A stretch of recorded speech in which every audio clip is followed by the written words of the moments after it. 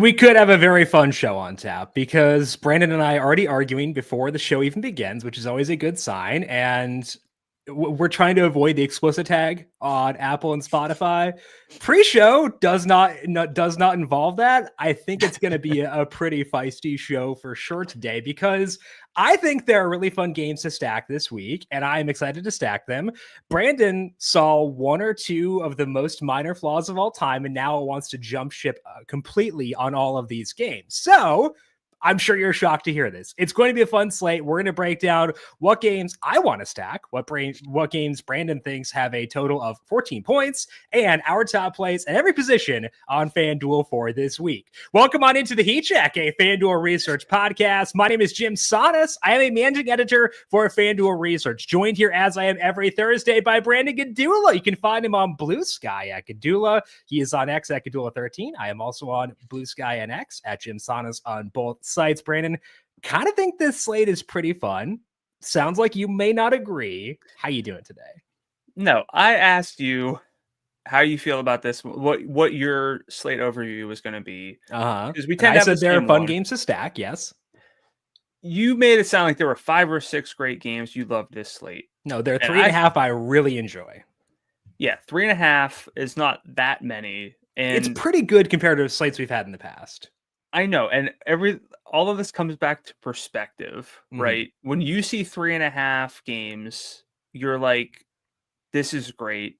Also, I would probably count it more like 0.75 here, 0.75 there for some of these games. But how are you giving less than 1 to Ravens, for Seattle, Steelers, Seahawks, Ravens, 49ers, or Bengals, Chargers? How are you not thinking about it being an AFC North game? I don't care. Yeah, those games get ugly all the time. The Ravens 30 pass defense. Who cares? Did you see what the Ravens did in an AFC North game on Thursday night when it was a 69-point total against the Bengals? Well, I don't think the Bengals are the Steelers, though. Yeah, exactly, because Russell Wilson's better than Joe Burrow. That was a joke. I need to make that very clear. It was a joke. Now we'll clip it. I'll clip it before that. But no, it's a better slate than last week in terms of my comfort level on Thursday. We have 2 running back loves. Yes. I still don't really have running back loves for the two of us. Yep. Sure, yeah. I mean, Chase Brown and Alvin Kamara, they are trying to bury the lead or anything, but we didn't have that last week. I don't have a firm QB1. I have 4 guys who are kind of in that conversation, which I don't love. Mm-hmm. You know, there are a lot of receivers who I can sort of say, sure, if I'm stacking this game, they make sense. Only a handful of guys I would consider loves. So for me, I'm like, it's better than it was last week. I'm feeling good. So when I asked you and you're like, I love this slate, I wanted you to explain yourself. And you were talking about how many games there were to stack. I have the FanDuel DFS pool pulled up. You were asking about the stupidest games on there. All the good games are the late games. You were going in order. All the good games are the late games. Don't go in order.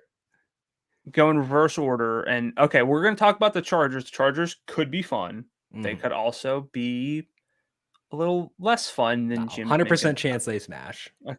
Probabilities don't exist. Okay. It's going to be a fun discussion. We're going to talk about 3 games we like from a stacking perspective. Go ahead.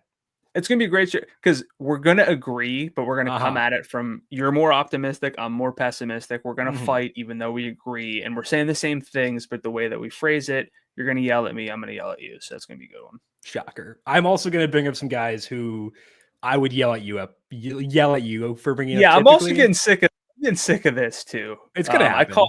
It's going to happen. I admit that. And frankly, I'm yelling at myself, if that makes you feel better. So we'll talk about those guys.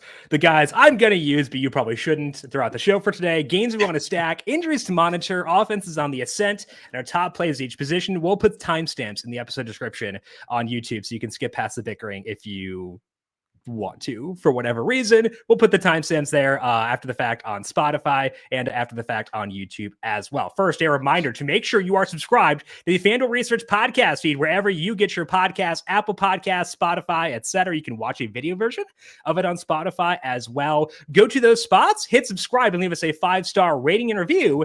If you like what you hear, you can also find us on YouTube Thursday, 10 a.m. Eastern every week, breaking down our top DFS plays. That is also the home of Covering the spread.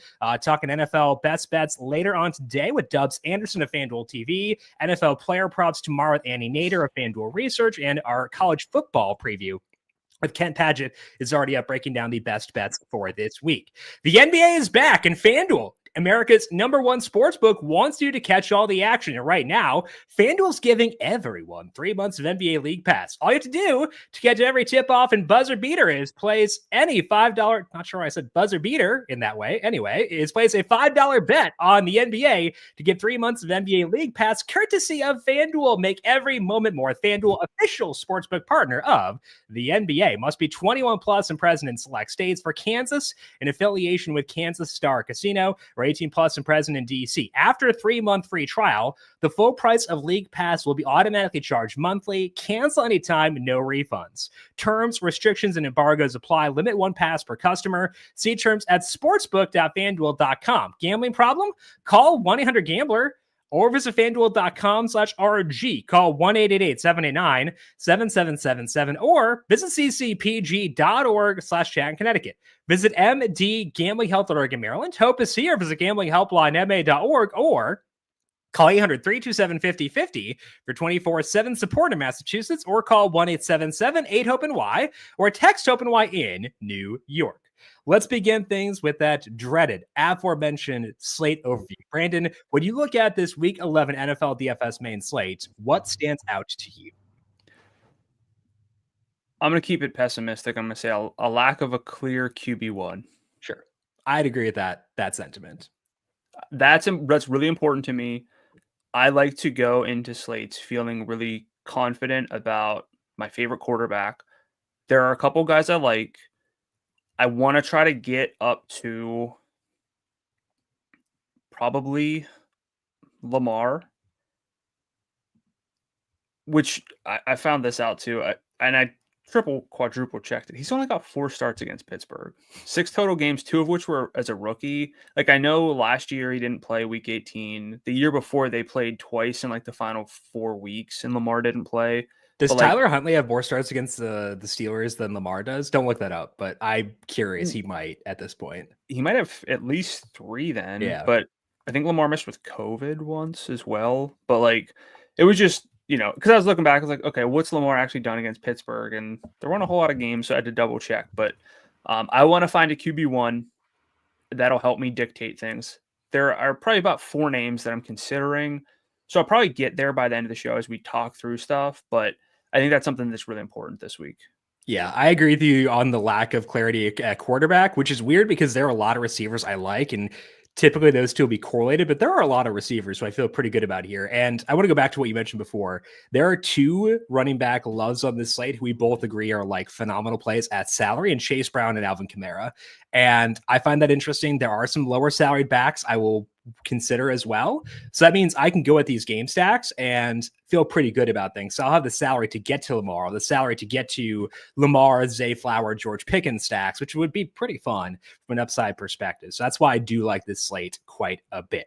Let's begin the injury discussion by talking about those Ravens, because it looks like Isaiah likely will be back this week. He's back at practice Wednesday. That's gonna ding Mark Andrews. We'll talk about the Ravens in the bookmaker section.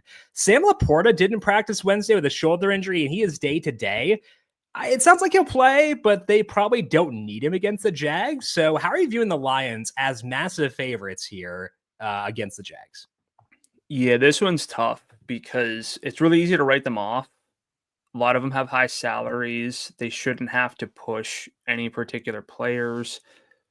But if they do lead the slate in scoring, that's going to be relevant. As always, I'm going to pull a heat check here and say the most interesting play is Jameis and Williams. As a massive favorite, shouldn't need to get a lot of volume, but at a certain point, it'd probably benefit this team to get him going. Sure. So I could see a couple extra deep shots, indoors against the league's worst adjusted pass defense, according to NumberFire. So at the salary of 6,300, and you mentioned like we're going to have some salary, sure, but we're not going to have so much that we don't have to be in this range. There's some other potentially interesting names around here. You see like the early season targets, coming out with 9 and 11 targets in his first 2 games, and then just for various reasons not getting as much. They shouldn't have to throw the ball a ton, but I also think that Jameson getting involved here makes sense. But he's not going to be a love for me. Can't really do that as the massive favorite, but I also can't really get to anyone else as a love, even though, again, they should score points. Right. Might just be really dispersed. Right. And like I could see a Craig Reynolds touchdown or something like that, a Brock Wright touchdown. It's like there's a lot of nonsense that can occur with the Lions because they're too good. I think if you like the Lions, bet their team total over 30.5. Like that's just what you do. All team totals, something like that. I think they're going to thrash them. I just don't know the right route for doing so. And things will be pretty dispersed. Now, taking Laporta out would make things a bit more concentrated. So I think that could boost a Jahmyr Gibbs. It could boost a Jameson Williams, but not enough where any of them are like priorities for me by any means. What are the odds?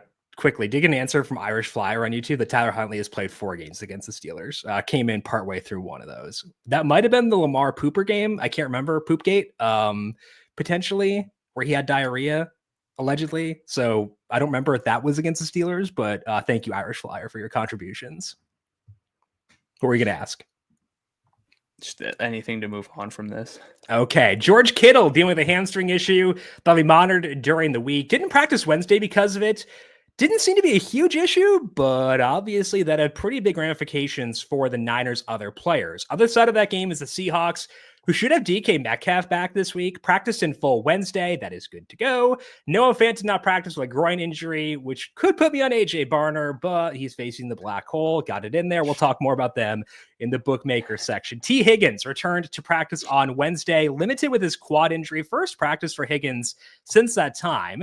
They get the Chargers this week, which is a very fun game. How willing are you to use T. Higgins if he gets us a full by Friday? Very. His splits when he's been playing, they're better than Jamar Chase's, frankly. In his active games, 29% target share, 42% air yard share for Higgins in his active games. Again, target per route rate, league average is around 20%, and elite marks around 30%. T's at 28.5% when he's been on the field. That's awesome. And 60% of the end zone targets in his games have gone to T. I know he's living in that 85 or 2 touchdowns range. I don't think he's ever going to hang like $130 necessarily very often, but at 71, that's all sort of accounted for in a game that we want to have exposure to. That is one of the 3 games that, while I'm a little concerned about the Chargers, I'm going to talk a lot about the Chargers and trend section, but I don't think you really overthink this one if you get T with that market share, that potential, that red zone, end zone involvement. So would T be like a traditional love for you, or you have any hangups here? If he's full by Friday, he is a traditional love for me. $7,100 indoors, good defense on the opposing side in the Chargers, like full respect to them for that. But this Bengals offense moved the ball against a lot of people if T Higgins healthy. So I'd feel really good about him in that scenario. I would use him and Chase Brown in the same lineup and feel fine about it. I know you're going to ask that. Like, I'd feel fine about that personally, just because the usage should be good for both guys. Yeah, I mean, Brown's undersalaried for what his role is. Frankly, T is, if we're talking about 30% target share. So. He should be like 78, 79, I think. And he's 70. Yeah, I think if he were like 78, I would be hesitant. I think anything like a game stack play still at 78. He might not be a standalone play there, but yeah. If we'd like name that salary traditionally, probably 74, 75. Okay. I'd be a bit above that, but I think that's fair. Yeah. Either way, under salary for sure. I think it's just a lack of pure yardage potential for him. Yeah, I think that's fair. Juju Smith-Schuster is likely to return from his hamstring injury this week against the Bills. Isaiah Pacheco likely will not play. Need him in Dynasty. Isaiah, please be healthy in week 12. He did return to practice on Wednesday, though. Other side of that game, Amari Cooper, again, limited with a wrist injury. Dalton Kincaid did not practice with a knee injury. Keon Coleman already ruled out. We'll talk about the Bills and Chiefs in the bookmakers section. Anthony Richardson back as starter for the Colts. Michael Pittman practiced in full. Who cares, frankly? Should be back after a 1-game absence. Any Colts for you against the Jets? So in 3 games with Richardson playing full, basically, and Josh Downs active, Downs leads with a 24% target share, but 44 3.7 yards per game. Michael Pittman's getting more of the downfield work. He's at 3.3 targets, at least 10 yards downfield for a 22.5% target share, but 38 yards a game. Our guy, Alec Pierce, 23 yards a game in this split with a 16% target share. Like, you could do worse. I think the bigger question is, okay, there's not a QB1 necessarily. We have guys who have that ability, but then we get Anthony Richardson at a salary of $6,400. Now, I have thoughts, you have thoughts, but give me the case, I guess, that I don't even say for or against because I don't want to put you in that box. Where are you with Richardson? I think that his floor is very high, but as we discuss a lot here on the show, floor is not what we're looking for when it comes to daily fantasy. We want a good median projection. We want a good ceiling projection. And I feel like it's pretty hard to get a ceiling game unless you have both the passing and the rushing. It's hard for me to envision the passing being there. So I think that like a Richardson play at 64 is kind of a bet against other quarterbacks doing well, which could happen on this slate. So I think it's a fair question to ask. Do I envision myself playing him as of now? Probably not, because I've got the salary at running back to go up to Lamar. I like Justin Herbert quite a bit and stuff like that. But I don't think it's like out of pocket to question it, at least, right? Yeah, I mean, they are outdoors, which isn't ideal. And yeah, he's a rushing quarterback. The rushing yardage outputs are actually better than I kind of thought. Sure. For him, the volume is kind of, it's fine. It's the lack of passing. If you're just a rushing quarterback, like the reason Lamar is because he runs for like 60 yards a game and is one of the best passers. That's what matters. Same for Josh Allen. So I don't know if this were last week, if you just put this situation here, I'd say, yeah, I guess I need something to save salary. Yeah. This week, probably not. Yeah. The other thing too here is like Josh Downs' salary $6,900. We're talking under 50 yards a game in a 3-game split. So you're basically asking Richardson to run for 2 touchdowns. Right. Maybe throw for like $175 and a touchdown. And that like, so like you won his week 1 box score, which was 212 yards passing on 9 completions, 2 touchdowns, 56 rushing and a touchdown. That could happen. He did it. It can. Yeah. I'm not stacking with anyone. I'll tell you that. The Jets are 31st in ADOT allowed, so maybe you get a downfield. And they do let up a lot of rushing points to quarterbacks too. So if you're playing Richardson by default, are you trying to get to a Garrett Wilson for like competitiveness? I don't know. Brees, I guess. I guess it's not really dependent on like a shootout to go off, so not really.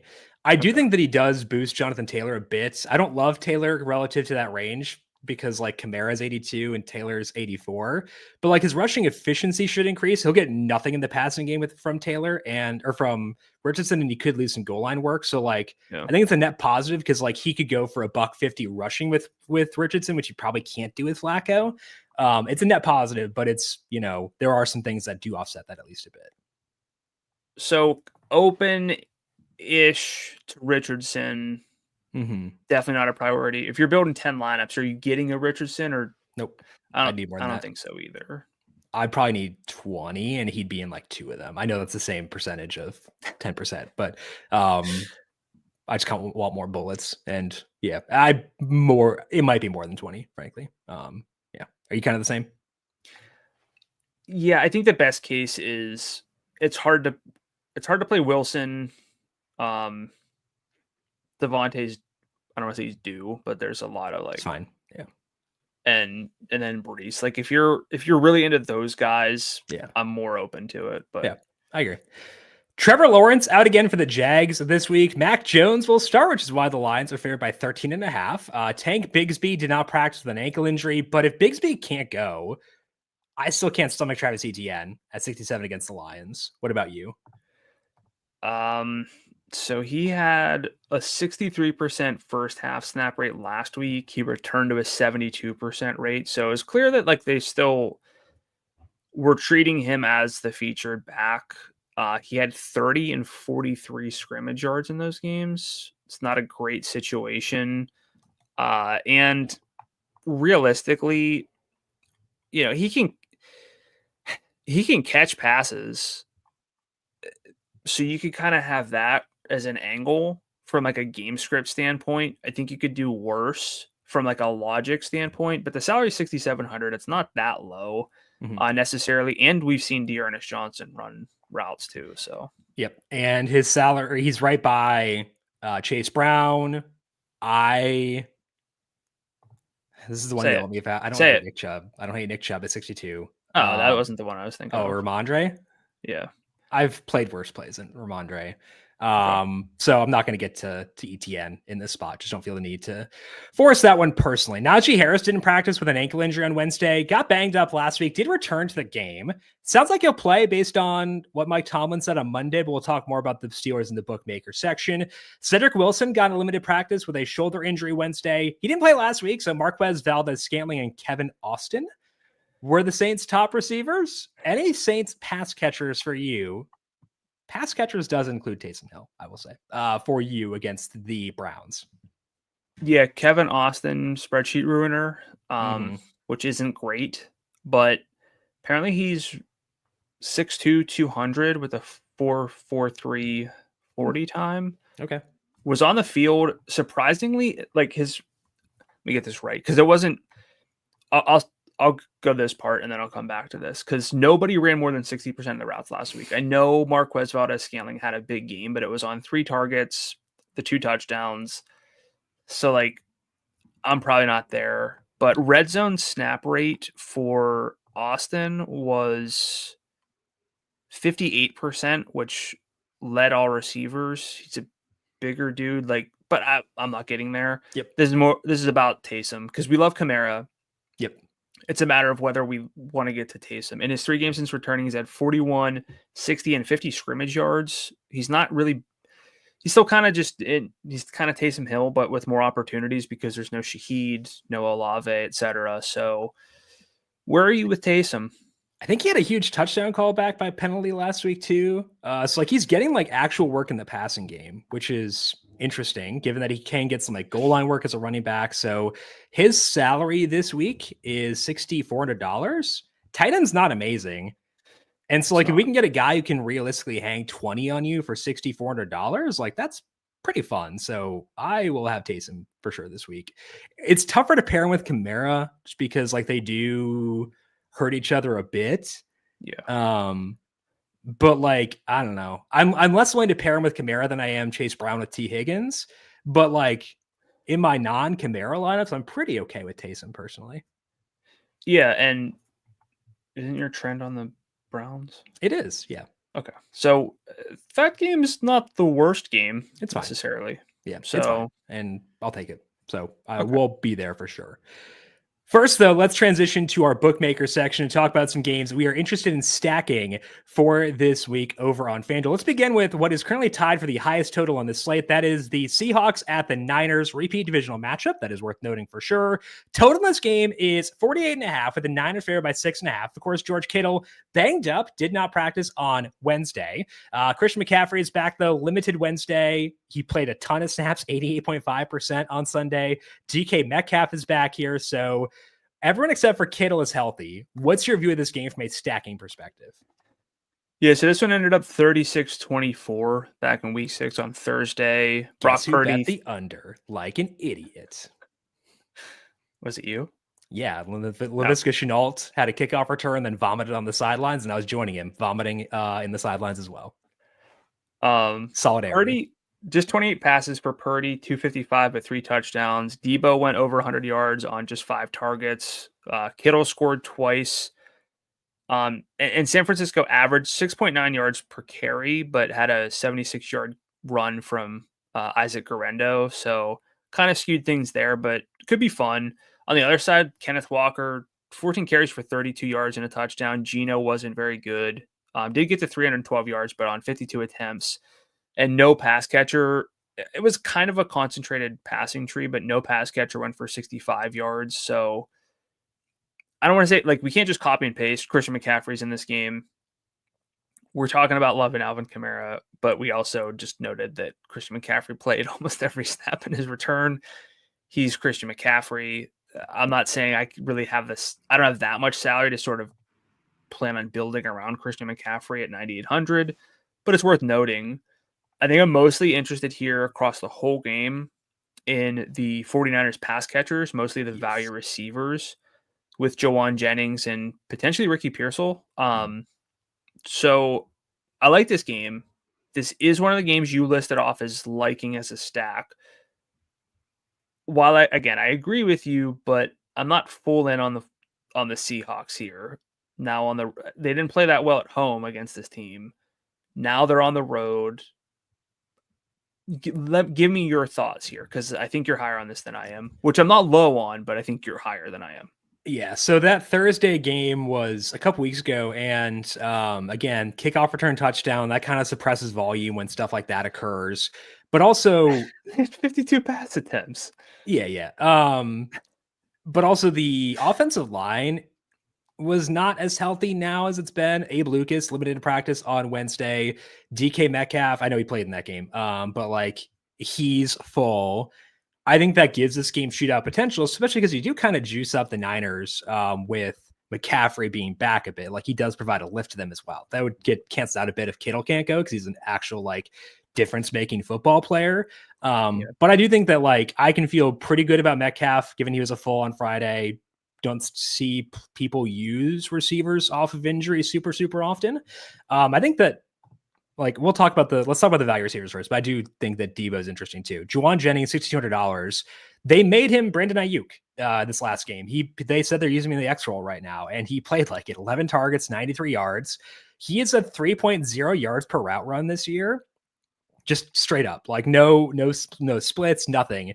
3.0 yards per route run. He's done it in games where Debo and Kittle played. They both played last week, 93 yards there, 88 against New England. They played in that game too. And there's no Ayuk, potentially no Kittle now. $6,200. Jennings is like a traditional love, correct? Yeah. Even with Kittle, for me, there's enough here. I mean, would you play Brandon Ayuk at 6,200 in this spot? Heck yeah. Jawan's good. We know that. And yeah, there's probably been safer plays. We're kind of extrapolating here, hoping that this sticks. Brandon Ayuk has not always come through necessarily. We're also dealing with Christian McCaffrey, somehow going to be scaled up even more, you would think. Not from a snap rate standpoint, but going to get more and more involved. But 6,200 is low enough. Yeah. He can beat this salary pretty easily. So Jennings, the first place I would look at receiver would be Jawan this week. Would prefer that Kittle misses just for the target volume, because I think the efficiency is still going to be there. This is going to be a good offense either way. Okay. So I wanted to clarify that, because we always rag on teams who are losing good players. It's like, well, we're going to get work. They've missed some dudes all year, and they've played fine. Yeah, but like when your other options are Christian McCaffrey and Debo, and like it's different. So I think Jawan is, if I'm building like a lineup from scratch, I'm plugging in those two running backs we've been talking about. Yep. But I'm also plugging in Jawan. I agree. Pearsall, I think, kind of slots into the Jennings role. If they're gonna treat Jennings like Ayuk, then Pearsall is kind of like former Jennings, which means I would need Kittle to sit in order to use him.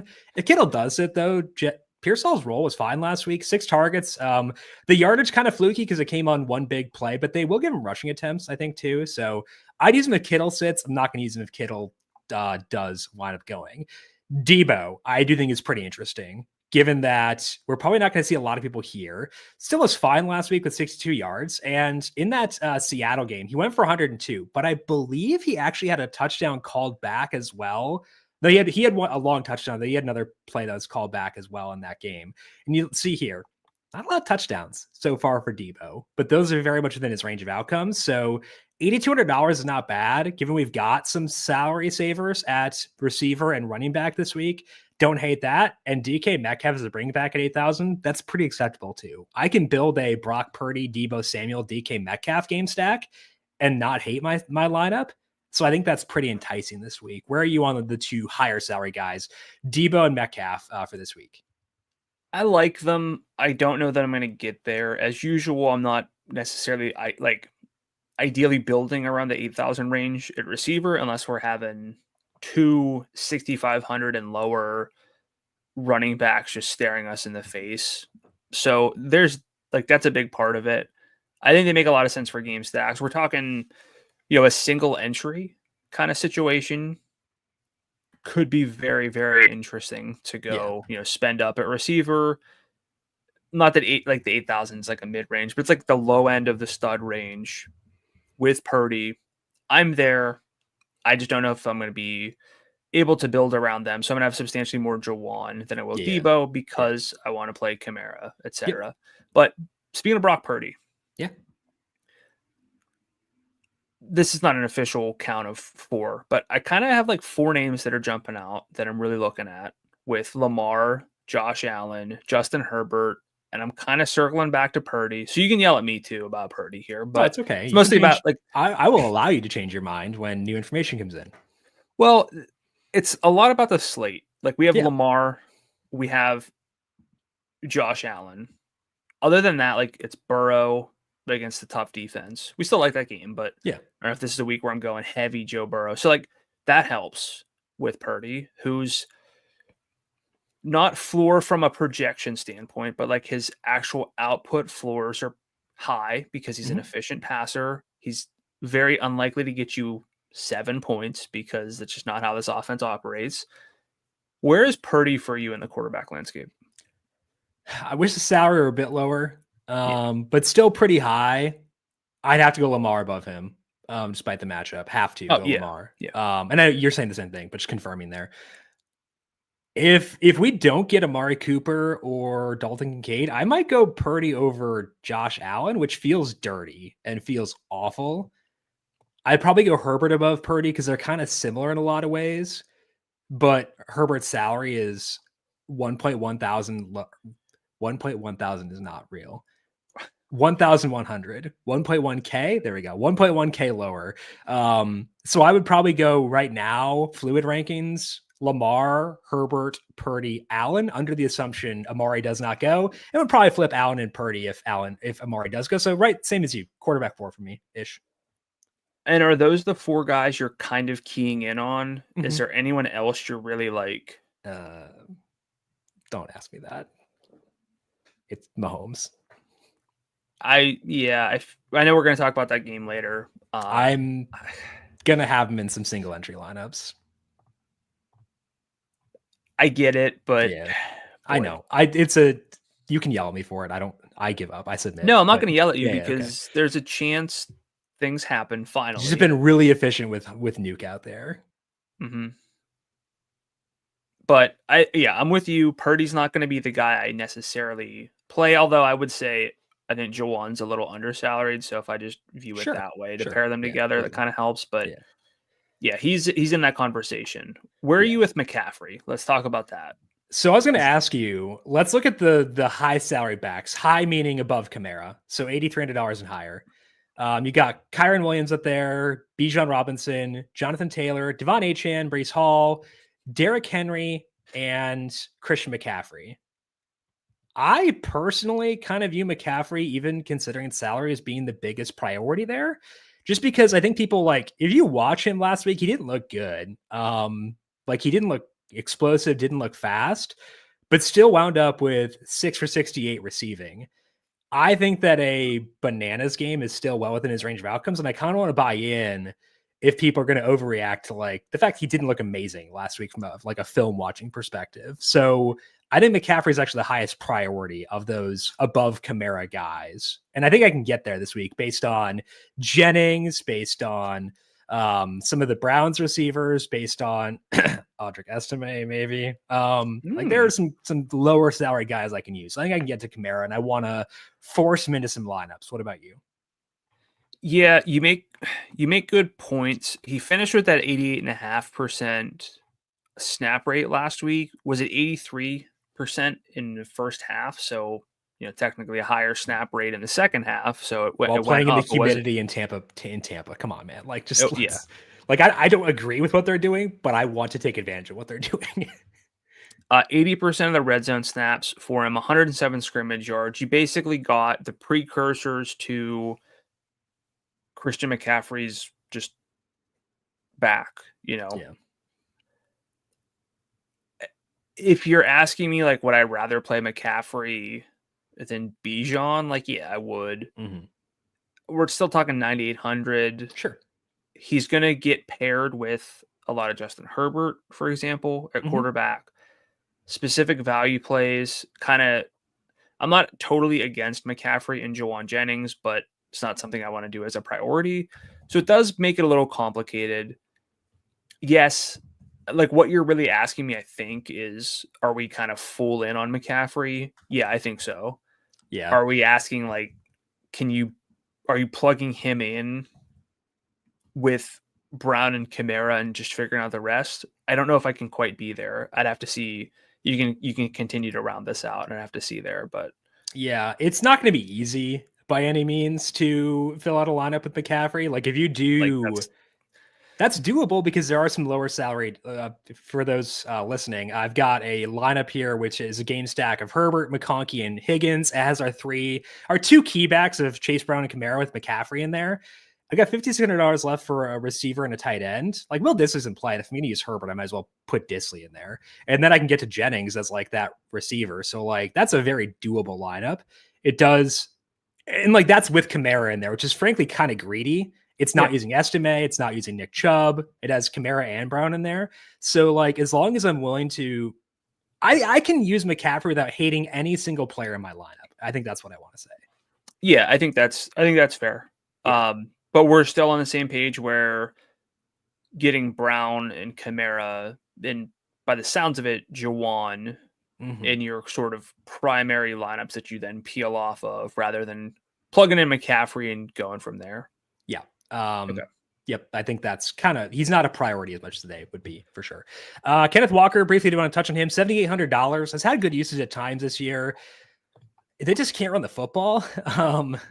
And so their rushing efficiency has been awful. They're 30th in rushing efficiency based on number fires metrics. I'm not opposed as like a Walker as a bring back in part to lower my DK Metcalf exposure, but I think that's the only scenario in which I use him. Same for you? Yeah, just game stacks, hoping this game goes nuts. And then quickly, JSN, great role without DK Metcalf in the final game, but don't know what it'll look like with Metcalf back. Are you chasing it 73 or no? Very likely not, especially with guys like Pickens and T right around there. Yeah. Game stacks, I'm more open to it, but I'm not playing JSN by himself. And it'll be limited even in the game stacks for me personally. Yeah. If I have 10 stacks this game, probably going like DK and 7, Walker and 2, and then JSN in like 1. I think it's kind of the distribution I envision right there.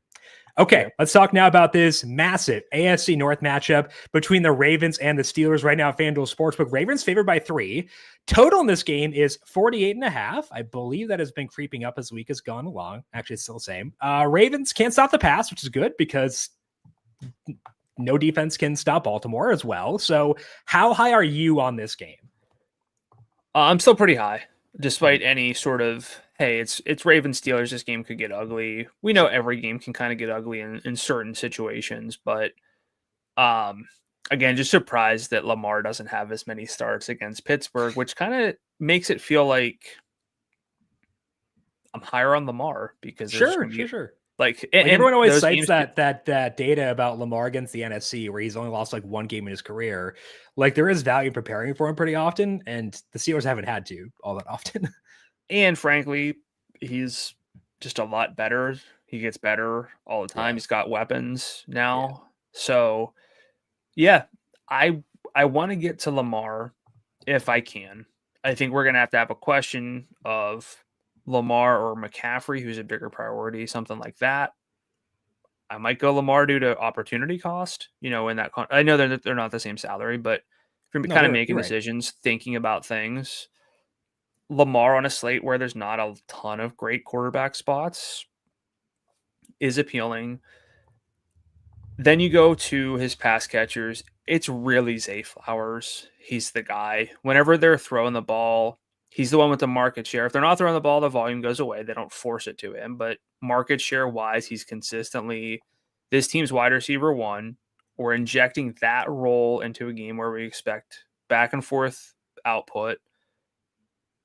I still can't put Zay in the conversation of like a T. Higgins necessarily, really even George Pickens, due to the fact that they have some other options, but he's been very good. But he's also been like, look at that yardage as you go up and down. So again, we're injecting this into a game where we expect them to throw the ball.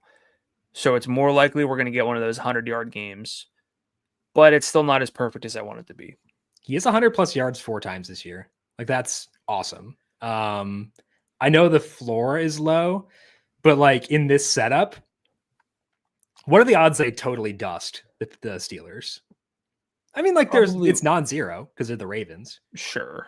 But probably not going to happen. And also, I think that the thing I like about Zay is we talked about this when they were facing the Broncos, and it's like, oh, Pat Surtain, the Broncos shut down wide receiver ones. He's just a different body type than most like wide receiver ones. So like with Joey Porter Jr., I worry about him more when it's like a physical receiver, and that's not Zay Flowers' game. So I think Rashad Bateman's at play at 54, but Joey Porter Jr. worries me more with Bateman than he does with Zay, just because like the body type mesh. So I actually do think he's in the same tier as Pickens and Higgins personally. I love both those guys. I think Zay is up there.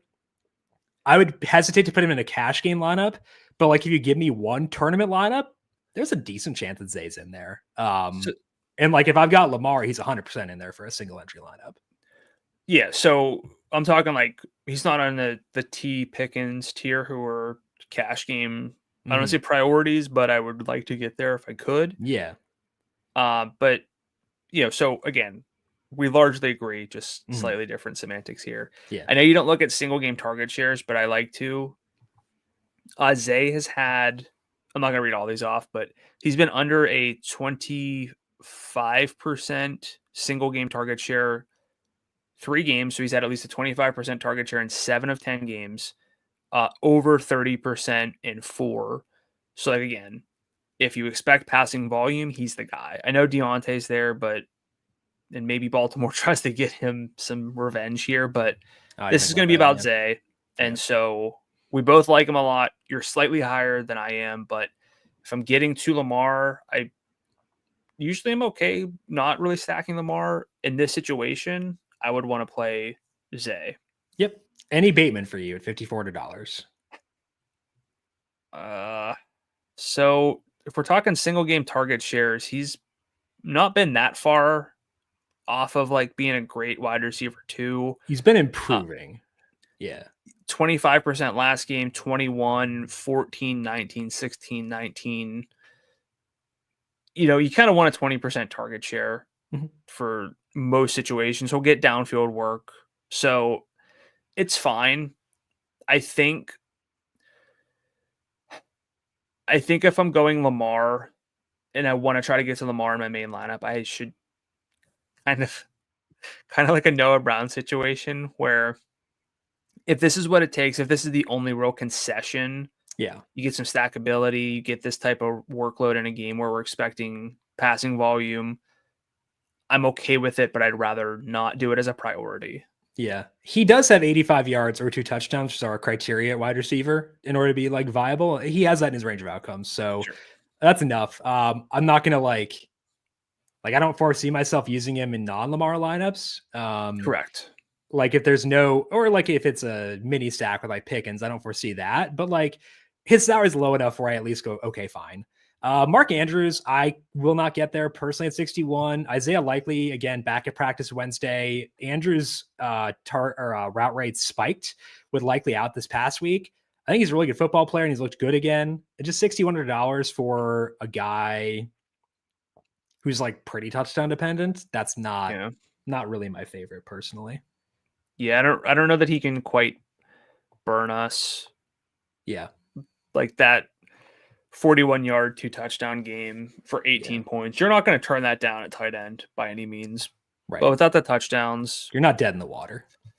Yeah. So I'm not going to go out of my way to play Mark Andrews. Even in stacks, I'm going to be a little bit lower. Yep. But the one Raven we have not discussed is Derrick Henry. Indeed. $9,400 is the salary for Derrick Henry for this week. Steelers rank second against the rush based on number fires metrics. Not sure how much that matters for Henry just because he's a cyborg. Yeah. I think he's kind of like the typical Derrick Henry question we ask is, what are the odds he burns me for not using him? And then you make that the roster rate on him. I think in this matchup specifically, it's closer to like 10%. I can put that at 30 a lot of times, but when his salary is 94, it's a very tough matchup. I think that I put the odds he burns if not using a 10, so like it'll probably be on like 10-ish% of my rosters. Yeah, I think if you're building like what's the minimum amount of lineups you'd have to build? 10. I'd get him in one.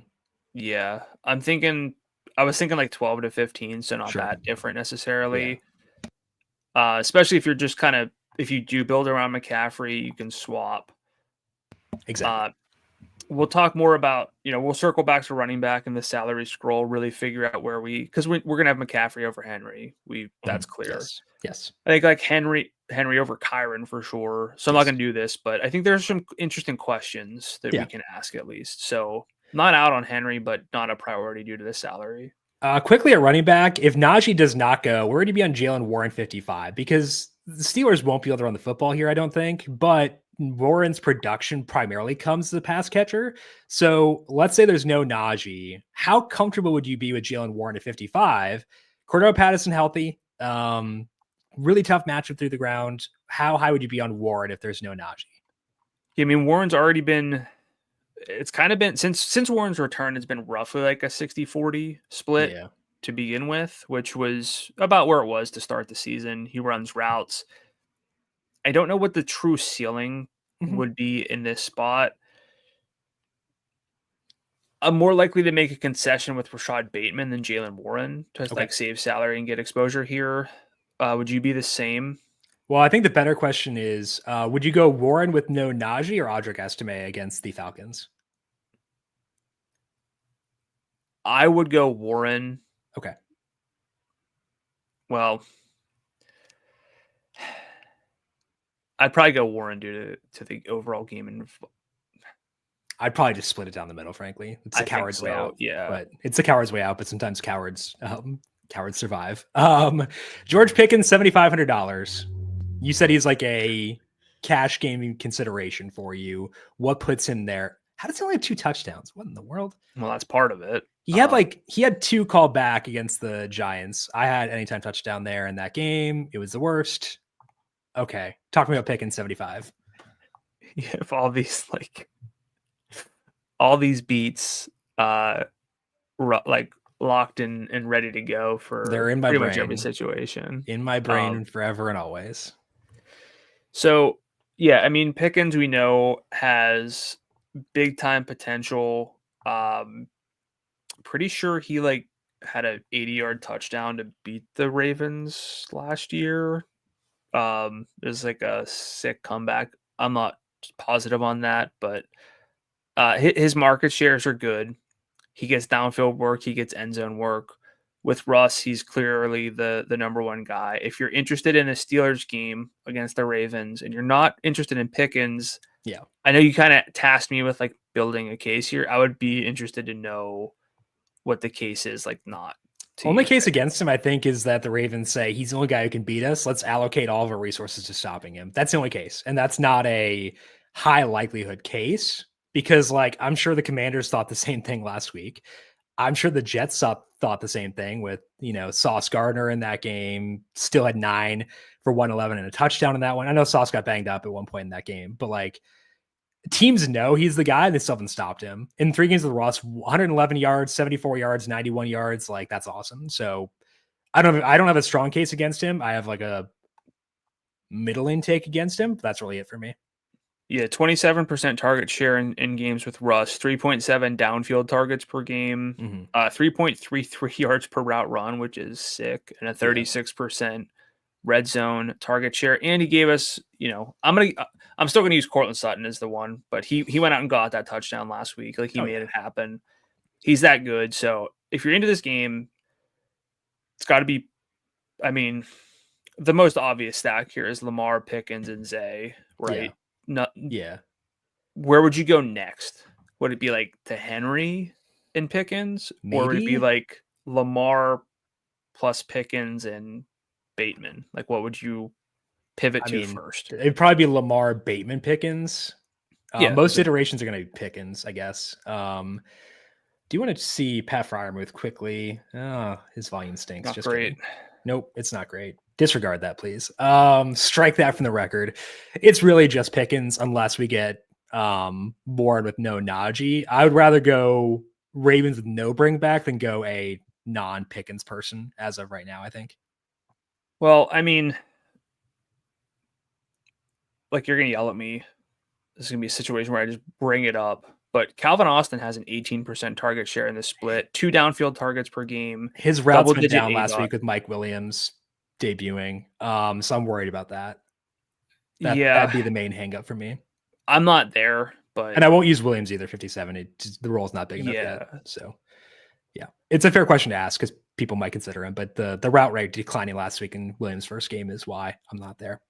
Okay, let's talk about our final game in the bookmakers section. That is the perennial AFC duel between the Chiefs and the Bills right now at FanDuel Sportsbook. Bills favored by 2.5, and the total in this game is 46.5. Of course, some injuries here because Pacheco not going to go for the Chiefs. We don't know on the Bills pass catchers if Amari Cooper will go, if Dalton Kincaid will go. But I still think it's a pretty fun game. So where are you on the Chiefs and the Bills for this week? I like it. It feels relatively narrow if you're going to get here. You already kind of tipped your cap about it's probably like a 1.5 QB game for you. Is that about accurate? Or would you put it? 1.5 is correct, I think. Yeah. Which way are you leaning? Wow. Sorry. It might be actually just a 1 because Allen's a half until we get confirmation on the pass catchers. No, he'd still be like 4 for me, QB 4 for me. So it's 1.5. Yeah. Okay. So like it's pretty narrow, especially if we get injuries for the Bills that come through. I don't know that I would specifically love any pass catchers necessarily from the Bills, that is. So I'm not a James Cook guy. His snap rate's just always too low. He can kind of burn us if everything goes his way, but it just feels really narrow with the fact that he's even in, we've kind of tracked it, looked at it, like, well, in bigger games, so it just doesn't necessarily equate to like 80% snap rates ever for him. So I want to like this game more than I do. You are clearly higher on it than I am. So what is it that you're seeing? Which players here are you keen on? DeAndre Hopkins, I am very keen on for this week. We talked about it last week. Like, yeah, we're okay using him, but like there's this tough match with Patrick Surtain II. That played out. So like I don't mind when a player has a bad game when I can predict it happening. And like I didn't think he'd like flop in that game, but I was like, I can see a path to it. So he still had 56 yards in that game. That's not bad at all. So Hopkins 67 is, well, 6,000 range has Jennings, but like he's up there as far as my favorite receivers in the 6,000 range. So I do like him a lot. Kelsey is undersalaried at 74. You kind of choose between him and McCaffrey. You have to make that decision, similar to Lamar. But like, I'm not going to have McCaffrey in every lineup. I can get to Kelsey with Kamara, so I like that. And his target share in the games with Nuke is at 34% or something stupid. And so like if you gave me a receiver with a 34% target share at $7,400 in a game with a high total and tight spread, it'd be like, well, isn't that just George Pickens? Like he's kind of George Pickens, but he fills tight end. So I love Hopkins. I really like Kelsey. So I think that it's a very fun game from that perspective. Bills I'm more wishy-washy on, just because like Khalil Shakir doesn't really juice $6,500. I used him last week. I don't think I should have. I think that was stupid. 9 targets, which is great. 58 yards, which is predictable. And then Curtis Samuel, I would not even consider. Amari at 63 would be fine if he plays. And I would be okay with Dawson Knox at 51 if there's no Kincaid. But like, I'm not loving anybody on the Bill side of things, other than like, I like Josh Allen quite a bit.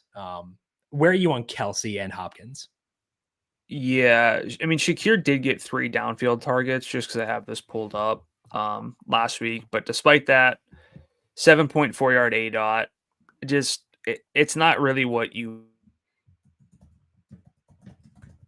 but still not great. And yeah, Kelsey does have that 34% target share in games with DeAndre Hopkins with 4 downfield targets per game. Again, targets at least 10 air yards downfield. I mentioned this stat a lot. Target per route rate, which I think is relevant, especially for, Hopkins at first game. I think he was like a third of the snaps and routes, somewhere in there. So getting ramped up. But Kelsey, sorry, you're jumping back and forth. It's my fault. I'm being bad.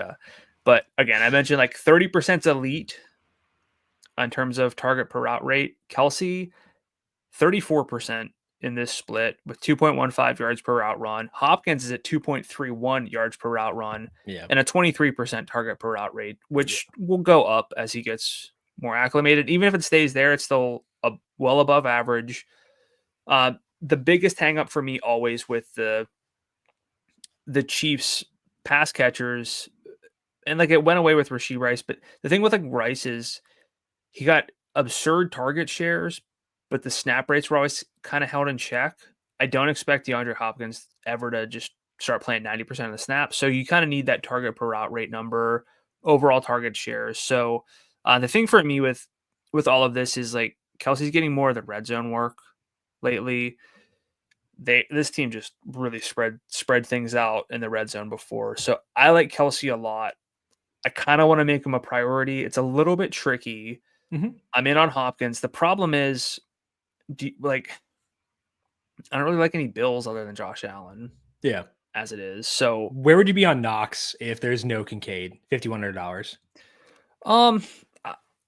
I'd be fine with it. Mm-hmm. Just because, frankly, other than Kelsey, and we'll kind of see this in the scroll, there's some potential, some upside at tight end, but it's not great. So betting against tight end, betting against just kind of one guy is not the worst thing at tight end.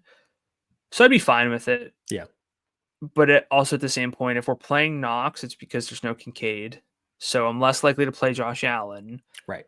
So, I mean, to get Josh Allen and a pass catcher with touchdown equity for that stackability double dip potential at 51, I'm fine with it.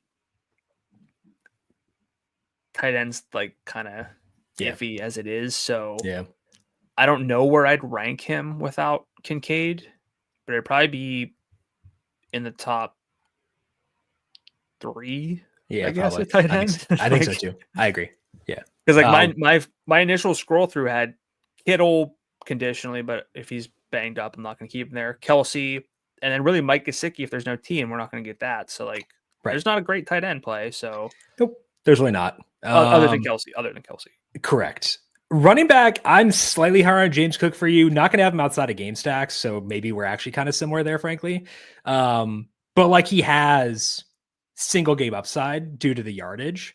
Like his baseline yardage is bad, and I would not use a guy at 79 for his like median expectation. But if you told me, hey, on Monday, James Cook went for $150 and a touchdown, I'd be like, yeah, that makes sense. Fair enough.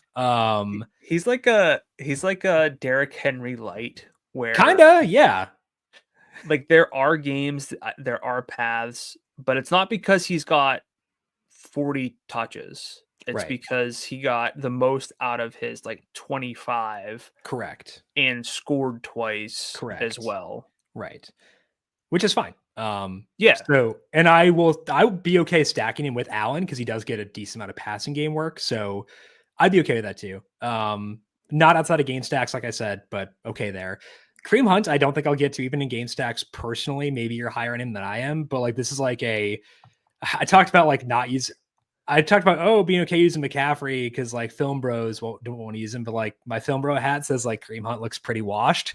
Now he has a nearly identical stat line to what McCaffrey had last week, which is not ideal. But like It's felt like they're filtering in more Pirine and more Carson Steele.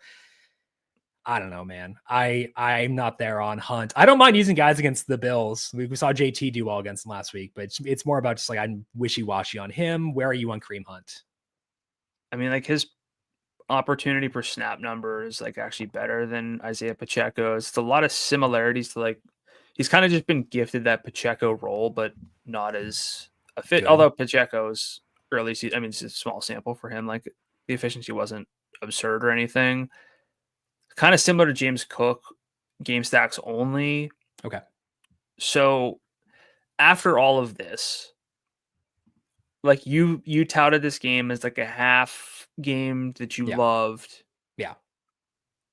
I still don't quite. Again, we're very similar. We align on every one of these plays. To me, I'm like, this isn't a great game to stack. Yeah. How are you attacking it primarily? It would be via single entry primarily, and it's under the assumption that people don't go here, specifically via Mahomes. I like Allen, and I'll be higher on Allen if we get Amari. But like I think it's single entry stack. If you give me like 5 single entry lineups, I'm gonna have Mahomes in one. I can guarantee you that. It'd be like a Mahomes. I'd probably double stack him with both Hopkins and Kelsey. And then either a James Cook bring back or no bring back or Amari if he plays. I'm just high in the Chiefs, I think, is what I'm trying to say here. Because again, Mahomes has been very efficient with Hopkins, and I want to be reactive to that. Okay. So I think we align on every play here. Yeah. I just don't view that that's perspective. Fair. No, as that's like fair. Yeah. Yeah. I got you. The final name here, I think because you're considering Patrick Mahomes, is Xavier Worthy now that his salary is down. He's running routes, not earning targets, which is kind of the case. He's like not very efficient on his targets. I know if we just look at the box scores, you're gonna be like, no. But if you're playing the theory of, okay, Mahomes, people aren't going to be there, like any interest here? This is a do as I say, not as I do. I will have a non-zero number of Xavier Worthy lineups. I feel terrible admitting that because it's bad process, but I'll be there. I don't think it's the worst process. Okay. Cool. Like you're enabling me. This is a problem. What's wrong with you? I mean, Justin Watson's running routes. He's not getting targets. No. Worthy's running more routes, getting more targets, getting some leverage. Actually, I should have this pulled up, but I was just curious, like what his numbers are specifically over expectation. I know they're not going to be good.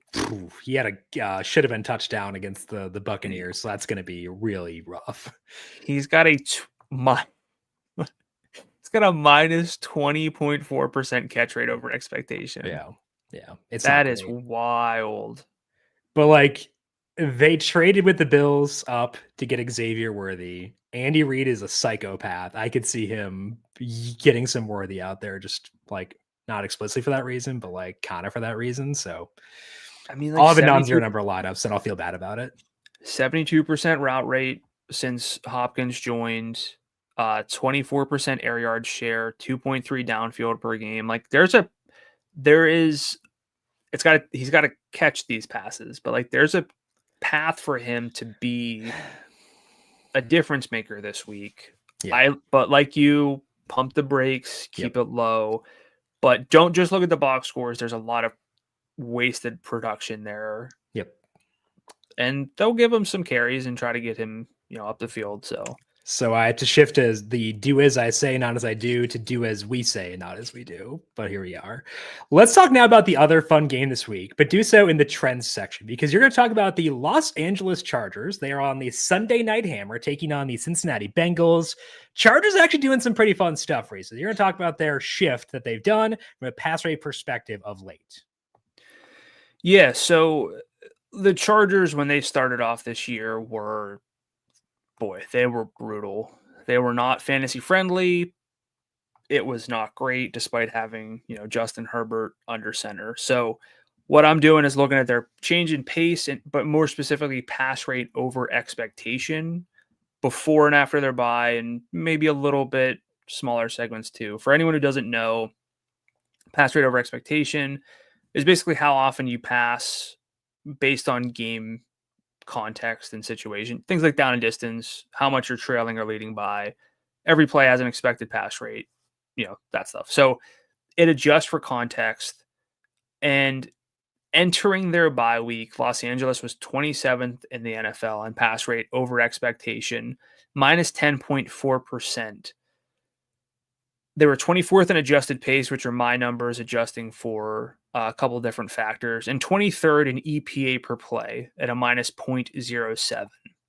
Since the bye, they're 7th in pass rate over expectation at a minus 0.1%. I know it is kind of strange, but league average is minus 3.3 this season. They're up to 14th in adjusted pace, and they're 13th in EPA per play at a plus 0.07. So they've had a reversal there. They're airing it out more as well. Leading into the bye, 6.6% of their plays were downfield pass attempts. Plays from scrimmage, only 6.6% were downfield passes. It's 11.4% since the bye, which is fifth highest in the league in that span. Justin Herbert, pre-bye, under 23 attempts per game, 145 yards per game, 1.3 touchdowns, ADOT was 7 yards, EPA per play over expectation. So if 0 is the baseline, you play to your opponent, it'd be 0. He was a minus 0.11. A couple other things, not great.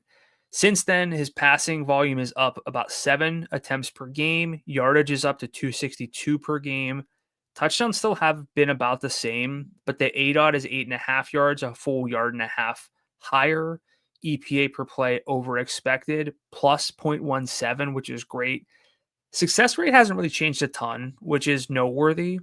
A lot of bigger plays, but big plays are fine. If you're actually throwing the ball downfield more, I'll take that. But he also played 2 of those post-bye games without Quentin Johnston and had him for around half the snaps in one of those other 5 games. So, there's still reasons to feel like even bigger things are coming for this team. The awkward part, though, is we saw them kind of scale things back a bit the last 2 weeks with Johnston back. Their pass rate over expectation dipped to minus 4.4%. Game script dictated it. Pass rate over expectation will account for this stuff, but it's never going to be perfect. But in games with Johnston playing his more usual role, Ladd McConkey, whose salary is only $6,300, leads the team with a 25% target share for a 9.7 yard ADOT. He's getting 2.5 downfield targets per game. Again, 10 plus yards downfield. Yardage hasn't been great in that split as an average. Again, this is specifically with Johnston back. I know we're looking at that buck 11 and 2, which definitely stands out as Jim has it pulled up. And a 19% red zone target share. I like McConkey. I think he's good. It's kind of a similar situation to Zay Flowers, where his single game target shares are great. If they're throwing the ball, it's going to go to him first and foremost. Johnston's salary is $6,000. He's at a 19% share in this split, 2 downfield targets per game, 12.4 yard ADOT, 47 yards per game, 13% red zone share. Don't like him as much as McConkey, but definitely don't mind him if we're going to stack this game. I can feel relatively good about Justin Herbert, who, again, is in the conversation for my QB1. As for the running back situation, I'm a little bit lower on J.K. Dobbins with Gus Edwards back. Probably not going to get there. But where are you with the Chargers passing offense? We're expecting and hoping that they can't just run the ball, play from ahead. If that's if this is a competitive game, this could be really fun for Herbert and Ladd. Where are you overall here? And do you have any concerns that they try to scale things back against the high octane offense? Nope. Okay. This could be, again, a stupid rationale, but if you watch, there've been a lot of clips floating around this week about Jim Harbaugh slobbering over Justin Herbert, which A, is relatable, but B, probably an indication of why they've been more pass heavy recently, leaning to the fact that you've got a good quarterback, you've got a healthy offensive line again. Pass catchers are fine, but good enough. So it makes sense anecdotally why they'd start to air things out. So Herbert at $7,300, I am very on board with. You mentioned like the more recent numbers, and you said the touchdown numbers have not been there. I think that's kind of what puts me here, is that he could have a higher touchdown number than what he's had. He hasn't had a blow up game in the touchdown department yet. No more than 2 touchdowns yet, but like he very well could in this game. I think there's a path to a shootout here. So really like Herbert at 73, one of my preferred quarterback plays for this week. I lean towards Ladd. I'm not as into Ladd as like a standalone play, because I think I'm kind of making the assumption that like Herbert goes nuts, and like, why wouldn't I just use Herbert there as well? But like, there's enough there for me to use him with Herbert because of the fact that he does get some downfield work. I think he's a good football player. He's pretty good after the catch, high octane situation. So I do like Ladd. I think if you gave me 10 Herbert lineups, I'd probably go like 7 Ladd and 3 Johnston. Is that kind of where you'd be thinking, or no? I think around there, but I think you're also dismissing another. Well, I'll put Disley in as like a make it a double stack if that's what you're going to ask about. I mean, I'd be okay with Disley just sort of as the stack and hope that there's a touchdown there. Okay, talk to me about Disley. What do you see in there that puts you on him? And I've come around to join you here. It's a lot to do with the fact that there's really not a lot. I mean, yeah, we love Kelsey. I'm receptive to a case for a lot of other options up there. Like we'll talk someone like a David Njoku, I think is kind of interesting, but Disley in these 2 games with Johnston, I know pass volume's low, but a 20.5% target share, low ADOT overall, but 2 downfield targets in that span, 25% target per route rate, 40% of the red zone looks. Again, you inject that profile at this salary. You're not expecting, he does have an 81-yard game, which is standing out, but I think that was one long. No, that was the game where he just got peppered with a bunch. Yeah, because I think that Ladd was banged up in that game. That was the Monday night doubleheader game that was only on, I think, ESPN Plus. And I think Ladd like only practiced like on Saturday limited or something like that. Going to that one, there was no Johnston. Yeah. So like I think you could do worse than someone who's probably due for a touchdown, has had a good red zone role. You're expecting things. I would be, if I'm going 10 Herbert lineups, I'm probably going like 5 Ladd, 3 Johnston, well, maybe 6 Ladd, 2 Johnston, 2 Disley. I will have either Johnston or Ladd in every Herbert lineup, and then I'll just dump in Disley, kind of skitter him in there a little bit. I think that's fine. Only as doubles for me, which is fine. I don't mind that at all personally. So it's a lot easier to do with the salaries being low. It is. If we get no Dalton Kincaid as a standalone play, do you prefer Dawson Knox or do you prefer Will Disley? I'd probably go Knox.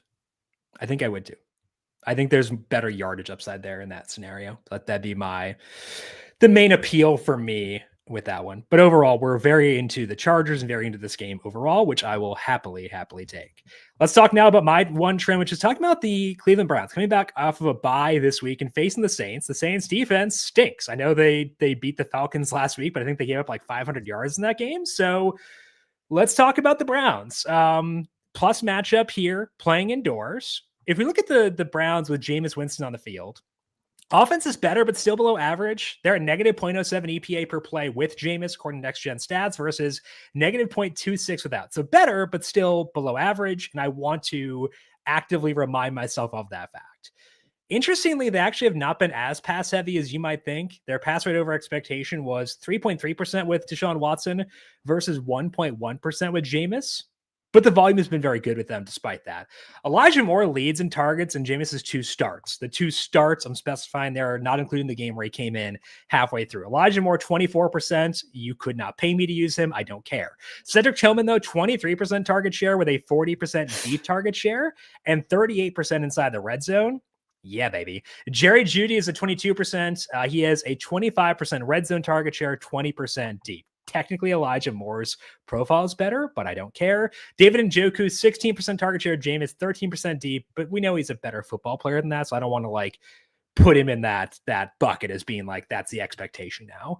Tillman's salary is $6,500. We got Jerry Jeudy at $5,800. Elijah Moore, $55,000. David Njoku, $66,000. I have a strong preference for Tillman just because the deep target share, and frankly, he's been good, which is, I don't want to overlook that.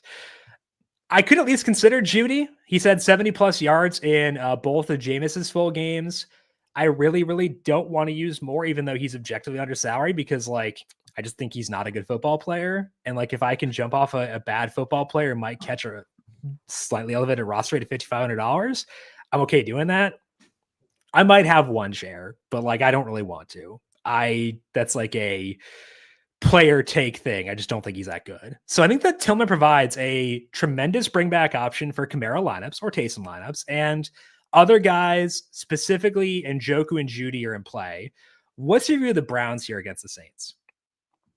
So I do a wide receiver buy low model article thing situation on great pub for that piece, which is a very good piece on FanDuel Research. This trio was Tillman not really, because he's actually been producing more, but these guys pop out as interesting this week. And those two starts, all three of the receivers, so Tillman, Jeudy, and Moore, have over 100 air yards per game. It's not like, I get it, 2 games, can't really compare that, but just for context, 7 players this year have averaged over 100 air yards per game. There's a lot here. Yes, we can joke that maybe from Jameis they're prayer yards, but they're working for Tillman. Judy's a good football player. I'm not as low on Moore as you are, but last week, New Orleans, you talked about scoring wise, they were fine, but Drake London, Darnell Mooney both went for over 95 yards against them. We're in love with Alvin Kamara's profile this week, bringing it back with, again, preferably Tillman is appealing. Judy's not off the table, especially if my concession for the week is like Jerry Jeudy indoors, getting downfield work. I'm fine with that. So I want to go Tillman, but where would you rank Njoku versus, I know you're lowest on Moore, but would you rather go to Njoku? Because the salary is elevated. It's not super easy. He's also not getting as many of the downfield heaves just because he's not a receiver. So I'd probably go Jeudy over Njoku, given the fact that we have to account for salary. Yeah, and I think that's probably the better take. The reason I go towards Njoku is because I think there are better odds of like a slate breaking number for him relative to his position than there is for Jeudy. I know it hasn't really been there yet, but like, he's been banged up, and now I think he had a high ankle sprain, and he's had a bye to get healthier. So I think that does matter a bit for him in terms of, I'd expect more for him going forward than what we've gotten so far. I expect the same thing for Jeudy, because I think some of that will come out of Elijah Moore. I just think that like the upside relative to position is better for Njoku than it is for Jeudy. So prefer Njoku, but I probably will wind up having more Jeudy just because I have 3 receiver slots and 1 tight end slot. Like it's just a numbers game there, really. Judy's got 15 downfield targets the last 2 weeks. Really? Yeah. He still has 12 catches. That's kind of insane for that kind of ADOT. His catch rate over expectations only plus 0.6, so it's not. Okay. Yeah. It's what I joked about this, that maybe we should start doing like a blind player resume, and I'll present the facts to Jim, have him say stuff, and then give it, like, say who it is. I think if we did that with Jeudy, we would both objectively be relatively high. If you did it with Elijah Moore, I'd say absolutely. Oh, he's indoors as like a slight underdog. Yes. Fine total. And I'd vomit the second I heard that it was him. I know. So like his profile is very similar to Glad McConkey's, but please don't tell me that. So my main question here is, we love Kamara. If you can't, like, are any of these players in consideration for your sort of primary lineup build, because we are mostly locking in Kamara and that type of situation? Do you care enough about the bring back? Probably not. I think it needed to be a higher total for me to care about the bring back that much, because like if I'm choosing between Kamara with a Tillman bring back or Kamara with like Nuke, I'm probably leaning towards DeAndre Hopkins there. So like I'll use them, especially for like a lineup where I want to get to McCaffrey, and it's like it means I go build around the 6 and 5,000 range at receiver. Like I can have Nuke with a Tillman or a Judy. So not priorities, but like good plays, I think. New Orleans faced a 13.4-yard ADOT last week against the Falcons receivers. It's pretty sick. Yeah. Tillman is a little bit like Elijah, or not, Darnell Mooney in some ways, which I like. So I think that's pretty fun. Okay, weather for this week, only 2 spots to note. Those are in Chicago for the Bears and Packers. Winds projected at 12 miles per hour for that one. We have not discussed that game. Frankly, I don't feel the need to. And then 12-mile-per-hour winds in Miami for the Dolphins and Raiders. I don't think the Raiders or the Dolphins are in a bad spot, but wind speed does matter there for sure. Maybe we'll talk about the Dolphins a bit in the positional plays. Speaking of which, let's do that now and go position by position on FanDuel for this week, breaking down our top plays for the NFL DFS main slate, beginning at quarterback, position we've talked about quite a bit. Brandon, you said before, your 4 guys you were considering: Lamar Jackson, Josh Allen, Brock Purdy, and then you had Herbert in there, I think was the 4th one. Yeah. Any alterations for you now that we have talked through the slate? I don't think so. I wouldn't put Burrow in there. I'm not against him, but I wouldn't put him in like the, hey, I'm building 5 lineups. If I'm doing something like that, I probably want to put the same quarterback in all of those, just because spreading things out is not how I do things. I'd rather, if I get it right, want to kind of get it all right, because you're going to get other stuff wrong. So concentrating your quarterback usage in that situation. So wouldn't really be there with Burrow. But I wouldn't talk anyone out of him, especially in, stacks, tournament lineups. Going like no Goff, no Tua. Would you be higher on Mahomes or Burrow from that?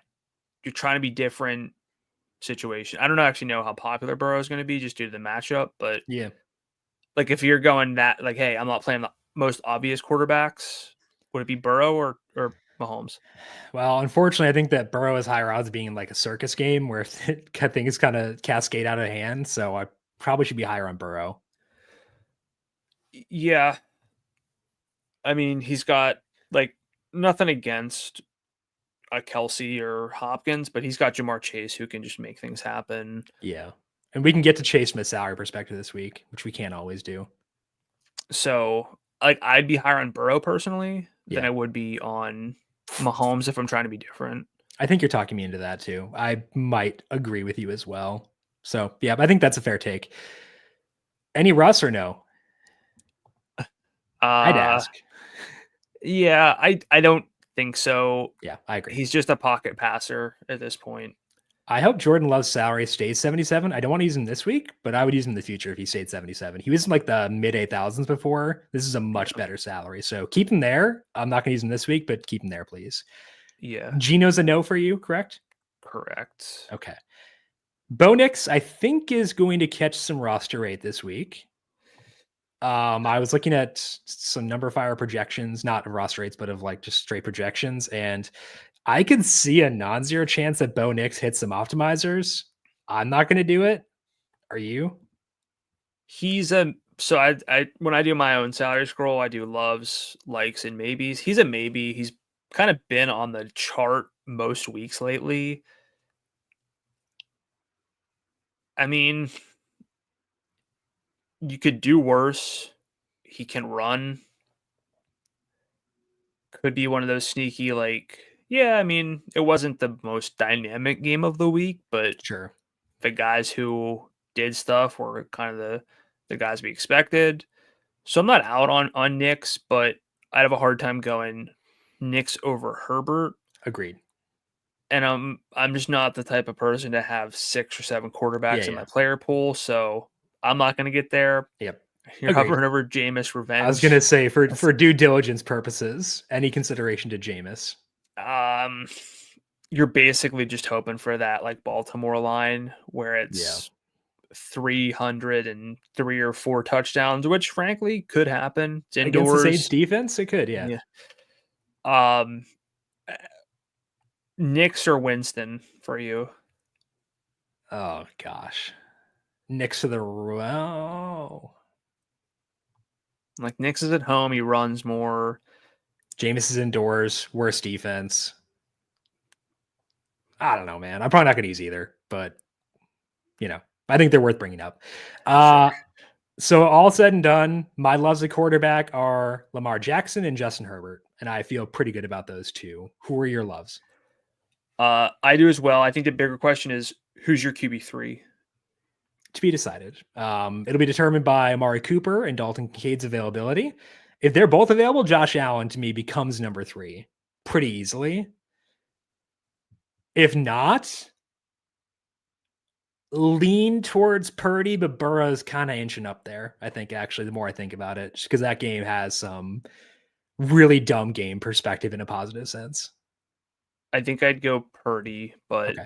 again, if you're looking for, I'd go Purdy in cash games and sort of like smaller tournaments, but Burrow if you're like a 25-cent massive tournament, I think Purdy's not getting 40. Burrow can. Yep, I'd agree with that too. Okay, running back. I think we already talked about McCaffrey and Henry enough. Any alterations for you? No. I still don't quite see how I'm going to build around McCaffrey as a priority unless I go with Herbert number 1. I'm going to try to tinker with like a Lamar McCaffrey lineup, but I don't think I'm getting to. You need Bateman. Probably no bring back. But like I'm going to have Herbert in McCaffrey's not a priority for me, but like if I got the salary, I'd love to do it. So that's kind of the way. So I think we're gonna have some follow-up questions after we go through every position. Yeah. To say like, okay, high salary quarterbacks, running backs, receivers, who are you actually trying to go out of your way to get to? Yep. Derrick Henry, same thing there. I would rather get hit by a bus than spend $9,200 on Kyren Williams. He is averaging. Oh, this is the wrong tab. He is averaging 88.9 yards from scrimmage per game this year. That is similar to Kenneth Walker III, whose salary is $1,400 lower than him. It is similar to J.K. Dobbins in the games that Gus Edwards is active. It is similar to DeAndre Swift. I know he scores touchdowns. I don't care. I will not use Kyren Williams this week. Where are you on Bijan, Achane, Breece Hall, JT, the guys in this mid 8,000 range? I'm not even going to ask you about Kyren because I don't want to hear it. Yeah, I'm not there with Kyren. Again, I bring him up because he can score, but that's about it. And I don't know if the scoring is going to be enough this week. Bijan Robinson, though, has 2 straight games with at least a 75% snap rate, coming off of a 116-yard game on the ground with 2 touchdowns. You want yardage, you want targets. It's not the most ideal matchup, but you could have some sort of a running back stack within this game, which I think we'll get to later on. So I would like to get to Bijan in certain situations. I think if we're going like tournament pivot, though, you can throw in Derrick Henry versus Bijan, saving 500. Is that a conversation for you, or is it definitely Henry? Henry, because I like the game. They're both in tough matchups, so I'd rather defer to like the game environment. I prefer Henry's. I love Bijan's role. I just don't like the matchup's really, really difficult. Yeah. And if I'm getting into this range, I'd rather just skip all the way to McCaffrey and figure out a way to get there. What about Achane for you? Hall, JT, Gibbs.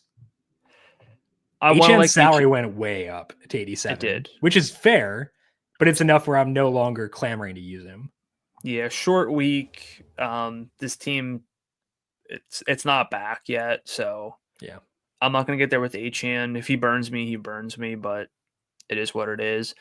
I'd rather play Breece probably than Achane. I don't know if this is dumb, but I'd probably rather go Breece than JT. Okay. Taylor's gonna get the rushing bump.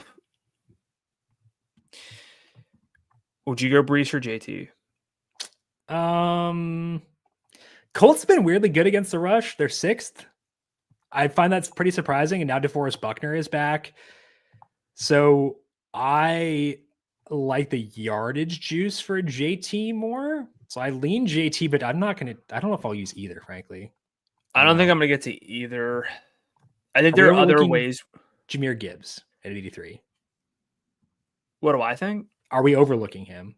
Oh, I mean, the role's like quietly getting a bit better in a sense. Like, not that it's not a good role, but like this also feels like David Montgomery scoring twice. Sure, They're just yeah. out ahead. So I get it from he can kind of burn us, but the odds are always so small. Yeah. That I'm probably not going to be there.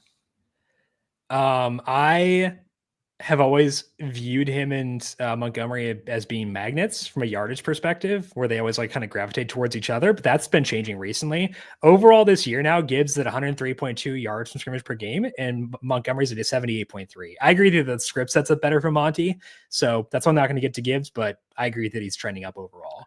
Alvin Kamara is a love at running back this week. We have not really discussed him yet, but if you look at the games he has played with Derek Carr, he has 132.3 yards from scrimmage per game. That is the best mark on this slate, and each guy's most relevant sample. 45% red zone share. They didn't quit last week, which I think was very important. I think seeing them play hard is important.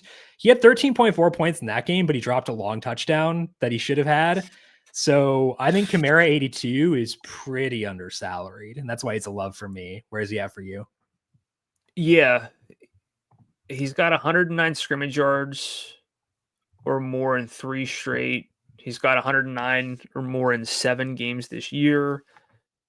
If you want, like when you talk floor, not that we do, but it comes really from yardage. They have fewer pass catchers now. He's leading this team or he led in target share last week. The target volume is just pretty consistently high. So I don't know what the case would be against Kamara, other than the fact that you just say they're not going to score enough and therefore I'm out. But this game could be kind of fun in a sense. It could. Yeah, for sure. And again, they played hard last week, which is important. I need to see them continue to make effort. But I think of the guys in the 8,000 range, Kamara is the only guy who is a priority. And frankly, if you told me that he's the only guy I use, that would not shock me at all. I agree. Okay. We talked about Kareem Hunt, talked about James Cook. Getting into the 7,000 range, I don't see a whole lot I like at 7,000 in the 7,000 range running back this week. What about for you? Yeah, I kind of agree. Whether it's matchup, I mean, it's matchup for a lot of guys, or role reductions for Dobbins, or kind of efficiency declines for Swift. Probably not over. Like, I'm just not overly eager to plug in any of these names with confidence. I agree. I'll have some James Cook in like game stacks, maybe Kenneth Walker in game stacks, but that's it for me in this range, which brings us down to the 6,000 range, is where things tick up a bit, specifically via Chase Brown, who is our second love of this slate. I have not deviated from that. If you look at the 2 games he has played without Zach Moss, Brown is at 20 carries and 8 targets per game, 125.5 yards per game. It's an amazing role. The Chargers are a very good defense. They rank 11th against the rush, 4th against the pass. I think that if you think about matchup at this salary and workload convergence, you're overthinking it. That's where I'm at on this one. Where are you in Chase Brown? Yeah, I mean, you can nitpick it. You can say, well, that's just not going to be a ceiling game. That's fine, but we're talking role, salary, everything. Like you said, it's probably just overthinking it to deviate too much. The real question is, we've had 100% plays in the past. I was going to think what percent are you for Brown? 80? 80 to 90? 80 was what I had, because I do want to be respectful to the Chargers and say, hey, man, if he can get 6 targets, 20 carries, but had 93 yards and didn't score, that's very possible. Yeah, totally. But yeah, if your alternatives are, your alternatives, of course, would be spending up on the guys without these potential concerns. But it's always easy to say, just play the higher salary guys. You can't really just do that. But you compare him to everyone else down here. Like Najee's banged up.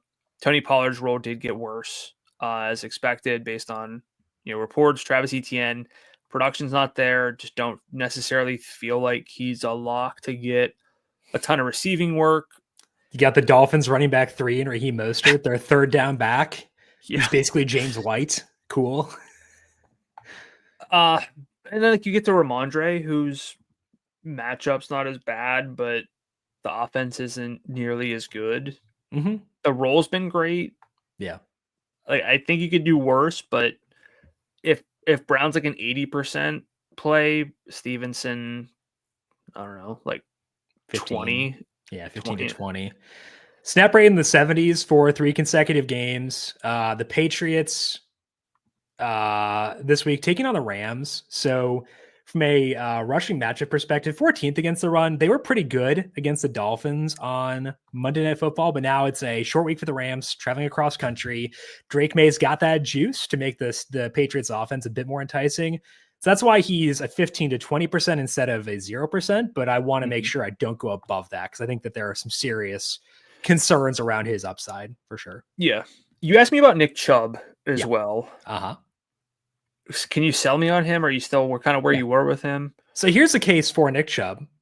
It is a $6,200 salary for a guy who is getting early down work. I don't expect him to get passing game work now that Jerome Ford is healthy. That's kind of a downside for him. But like Nick Chubb will not have a better setup for the rest of this season. So if you think that they just don't use him this year, that's fair. That's like a very good case against him. But like the Saints rush defense has been bad the entire year. And now their pass defense is worse with Paulson Adebo out and Marshawn Lattimore traded. Like they're in a rough spot. So like it's going to be the best spot that Nick Chubb gets all year. Maybe that means he fails here and we just never consider him ever again. But like there's a non-zero chance that like they can actually move the football here. And if they do so, I wouldn't be shocked if it's via Nick Chubb. So if you do it based on what he's done so far, you're not considering this guy. But if you kind of project forward, I think there's a chance he's okay. I think he's like a 20 to 25% kind of guy in my eyes. Yeah, I think I'd still probably lean Stevenson over Chubb. Okay. But yeah, I mean, New Orleans 31st in rushing success rate allowed to opposing backs. Like you said, you're not playing him based on what he's done. You're playing him based on what he could do in this spot. I'm fine with it, especially if we get some downfield heaves, some pass interferences, Yeah. He could score. I mean, he could score twice. He could probably score 3 times if all the touchdowns funnel his way. I just want to keep it in check. Yeah. I'd still go Stevenson over Chubb, but it sounds like you're higher on Chubb than Stevenson, which I'm not going to fight you over. I think they're very similar. They're in a similar bucket is what I would say. Yeah. Yeah. Okay. I think the final guy we need to discuss then is Audric Estime. Well, let's talk Warren. Well, I guess we kind of already did, but yeah. If there's no Najee, let's talk Estime and we'll round up these, I guess. Yeah, Estime last week. Sorry for ruining the flow. Yeah, it's all good. Estime last week did become the Broncos lead back, at least for a week. They've been talking about getting him more work for a decade, and they finally did. Still a 45% snap rate for him. He only ran 7 routes the entire game, so I don't expect any late down work for him, but 14 carries, 53 yards. Really tough matchup for him against Kansas City. They rank 4th against the run, and now he's facing Atlanta, who ranks 19th. They were better last year than they have been so far this year, but they're at home, slight favorites. I don't think they should be favorites, but by model, but like they are. What's like a number to you that's like, because I think he's also in the Chubb range where he's like 20, 25%. I don't know. Where do you set on Estime? I mean, you mentioned that snap rate. I think he was at 69% of the snaps in the second half. Okay. Which is, I'm trying to double check here just so I get it right. But I remember hearing something like that, so that sounds about right. I might have messaged you that and then forgot to like pin it. Week 10, 78%. In the second half? Yeah. Okay, cool. So, but it makes you wonder, like, okay, they wanted to get him more involved, but waited till the second half. Mm-hmm. He's 27% in the first half. That's a little bit concerning. It's like, yeah, you saw it, but yeah,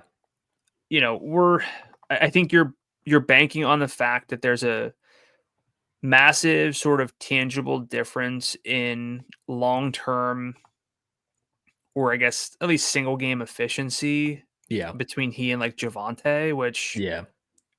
look, Javante's numbers his efficiency numbers were not good. Estimates are better, but not amazing. Uh-huh. So I think you need to cap it. Yeah. If he played 80% of the snaps all game, where would you be? Shocked. Like, I'd be shocked because I don't think he'll get the passing game work. I don't think so either. Yeah. I'd be rank at salary, Stevenson, Chubb, SMA, and Warren without Najee. Oh gosh. Like I think it's Nick Chubb number 1. I think it's Stevenson or Chubb number 1 and 2. Okay. I might go Nick Chubb. I'd go Warren without Najee. It could be silly, but yeah, I don't know. I think he and Estimate had the same concern, which is ceiling. Yeah. So I lean Chubb. I did get a question from Deacon to the Legend on YouTube asking if we would consider Nick Chubb for single entry. It's a good question. It'd have to be a lineup where I'm like going with Lamar plus Pickens plus Zay, because there I'm a bit salary strapped. Because otherwise I want to go like Chase Brown, Kamara every lineup for single entry. And like there it's like, okay, I actually do need a consolation or to get Kamara with Lamar, and maybe Chubb is that guy. So consider yes. Not a firm play for me for single entry though. And it's specific to like basically a Lamar lineup or like a Josh Allen Kelsey stack. I mean you can do it, especially if you play like a Dawson Knox or Will Dissly at tight end. Yeah. You can play Lamar, Kamara, Brown, and Chubb. So you get the running back stack with Kamara and Chubb. Oh yeah, that's true. I think about that. Yeah. So like he's on the menu. Yeah, you'd basically have a low salaried third receiver, which is fine. You know, it's sort of 2 concessions, maybe 3 if you include Chubb there. But again, if you're playing anyone who's not Lamar or Josh Allen, it's a lot more doable. So I think I'm going to steal your phrase. There are the building blocks for Nick Chubb to have a good game. Yep, for sure. Okay, loves at running back for me are going to be Alvin Kamara, Chase Brown, Christian McCaffrey on the top end, Nick Chubb on the low end is what I'm going to settle on. What about for you? I'd probably have to agree. I'm lowering myself on Bijan out of just self-love here, just due to the matchup, but I'm really high on him having his role scale up and the fact that they're using Tyler Algier a little bit less. Okay. Receivers on this slate. We got Jamar Chase 96. I'm not touching Amon-Ra 92. Haven't discussed Justin Jefferson yet because I think that game kind of stinks. I think Cooper Kupp is way oversalaried. Where are you on the high salaried receivers? And do you view them as a bigger priority than McCaffrey and guys like that? No. Okay, I agree. If we go Tyreek Hill and up, I guess you have Kupp pulled up, but just throw Tyreek in there. The only play I want to go out of my way to get to is Chase, and I'm never against Justin Jefferson. Right. But the reality is I'm not going to necessarily stack that game up. Jamar Chase, we want to talk like target shares being worse than T. Higgins is, sure. It just doesn't seem to matter. Yeah. Like he's that good. If you're considering Herbert, you can play I'd play Herbert at a higher salary. I could just kind of assume Chase's salary is a little bit lower.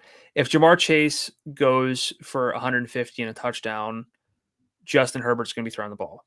So like there's a inherent link between those two. Yeah. If Justin Herbert throws the ball 20 times because they're just pounding the ball in their head, Jamar Chase probably not doing a lot, although frankly, Jamar Chase just scores on 3 targets anyway. So I would like to get to Chase first.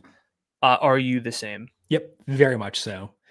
Don't think I'll get to Jefferson this week. I try to get to him every week just because I know he can like torch me.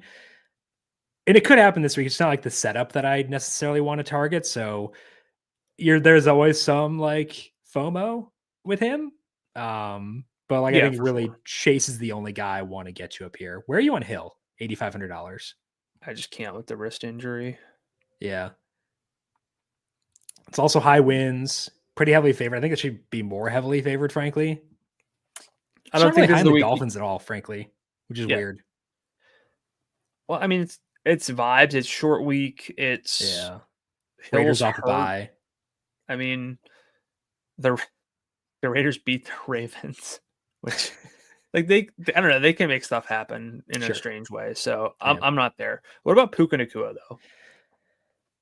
So I think the Patriots defense is decent. And that's why I'm not like clamoring for Nacua, but like from a role perspective, he's really fun. Mm-hmm. Getting downfield work, has yardage upside. So like I do like him at 83. I'm guessing from like a target per route run rate or a yards per route run rate, he's probably like phenomenal. I prefer Debo though, just because I like that game a lot more. Where are you on Puka versus Debo? I think I'd go Puka over Debo because there's less competition. Okay. I wouldn't. I just care a lot more about game environment personally. That's fine. Yeah. But yeah, Puka's got a 32% target per route rate, 2.6 yards per route run. Hasn't scored yet, but his red zone workload's not great just because Kyron's there. So I guess I should go Debo, but it's kind of interesting that I at least said Puka. Maybe I have like the Puka Ramondre stack kind of like, hey, it's a way to save some salary in a sense. If you're playing Ramondre, it's because you think there's a pulse here. So yeah, I mean, Puka's, I guess, more game stacks only. Debo, if I had 82, I'd play him by himself. Yeah. Okay. So DK 8000, will you use him beyond game stacks or just in game stacks? Just in game stacks. He's full of enough game stacks to get to him still, right? Yeah. Okay. And then we get to a couple guys we're not discussing, Drake London and Jaden Reed. I personally don't feel the need to get there this week. What about you? Yeah, matchups mostly, although Jaden Reed, very fun. Just don't know if this is the week football player. Yeah. Again, I would like for him to underperform this week so the salary comes down and I can use him in the future. That's my goal, my agenda here. Then we get to the guys we actually like in the low 7,000 range. T. Higgins 71 to me is good to go. Zay Flowers 76, George Pickens 75. You can use only one of those players. Who do you go towards? Was it T. Pickens and Zay? It is. Should be T. Okay. I kind of might go Pickens next, honestly, but I should go Zay if I'm smarter about it. So, but they're in the same tier for you, correct? Yes. The fact that T's, I think to me, T's clearly the number one of the three. So. With the caveat being he needs a full practice by Friday. Yes. Yeah.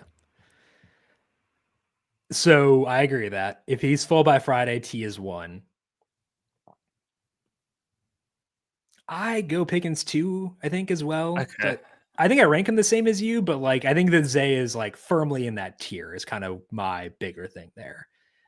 I feel better about Pickens getting 10 plus targets than Zay. I agree with that, and they both have good ceiling. So like from a median perspective, we favor Pickens. Ceiling, they're both similar. So like that should put the thing in favor of Pickens. So yeah, I agree.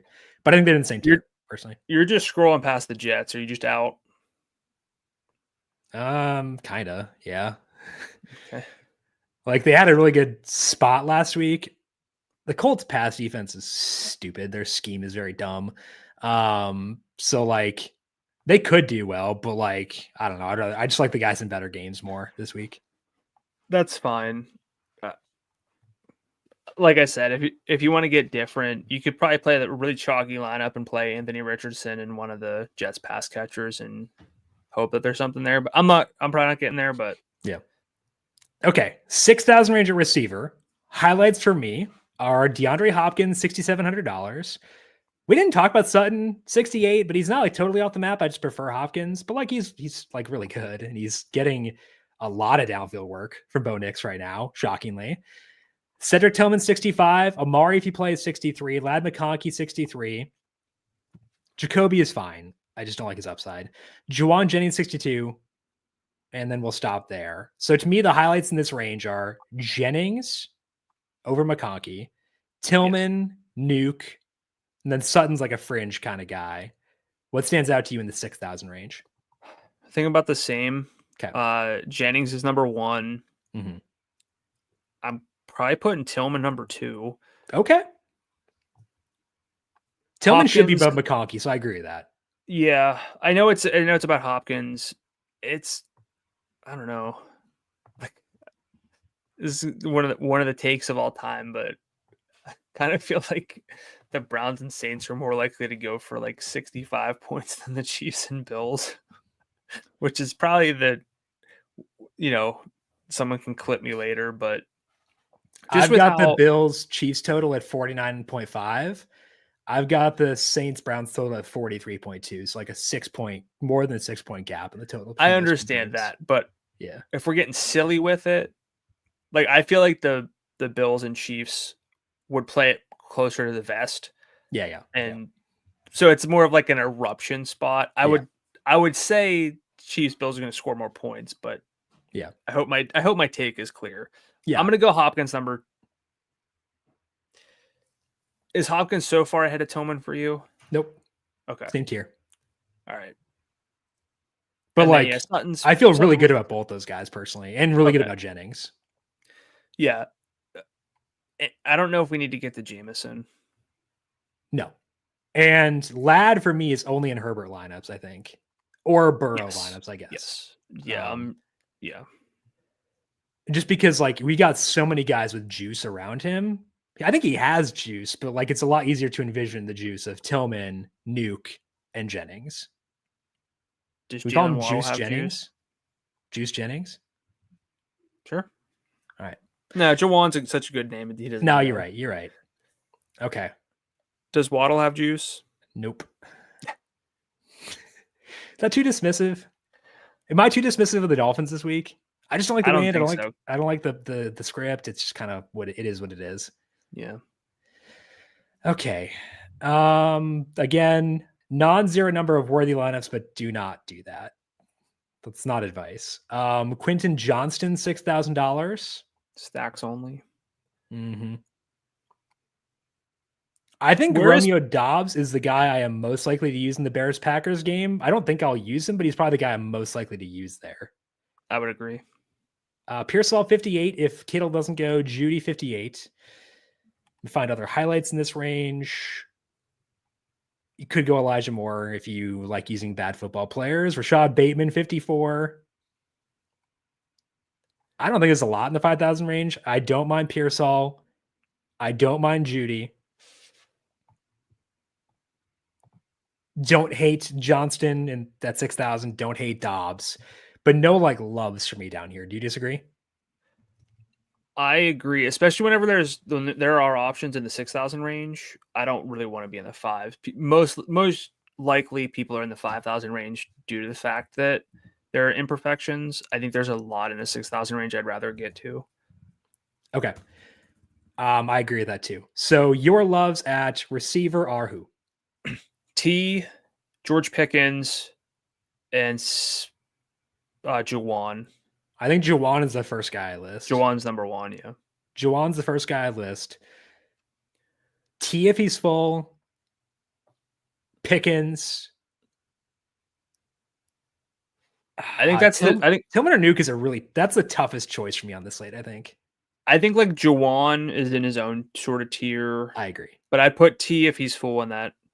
And then Pickens, Tillman, Nuke, probably. Just those are kind of 6 guys that I'm really focused on.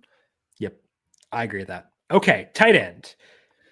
Kittle, even if he plays, I'm not going to get there. Salary's too high, too many mouths to feed. Not going to get there. He can burn me. That's fine.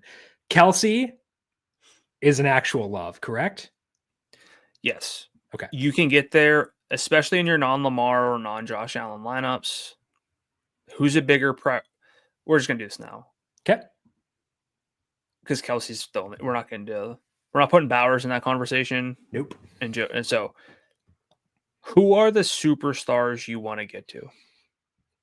I think it's the list. I'm not going to rank them yet, but the list to me is McCaffrey, Chase, and Kelsey. Is that the list for you as well? Lamar. Oh, sorry. I forgot Lamar. Yeah, Lamar's there. Because that's really easy. I mean, it's effectively the highest salaried at each position other than Kelsey. Interestingly, the easiest way to get to 2 superstars is Lamar with Kelsey. I think. Yeah. I mean, yeah. So because there's more opportunity. maybe that's the pitch, is that you in order to get to two superstars, you forego McCaffrey and forego Chase and get like legitimate studs at two positions in Lamar and Kelsey. I think that's interesting. Okay. I find that very interesting too.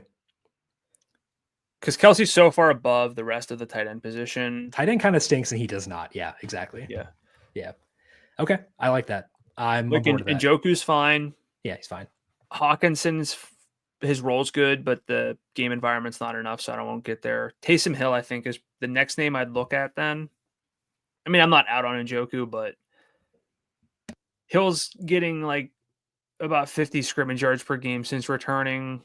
We know he's got multi-touchdown upside just due to the fact that he gets used in creative ways. Still at 64, hard to sort of prioritize though. Yeah, but like talked about FOMO, like he has actual FOMO, which most tight ends don't outside of Kelsey.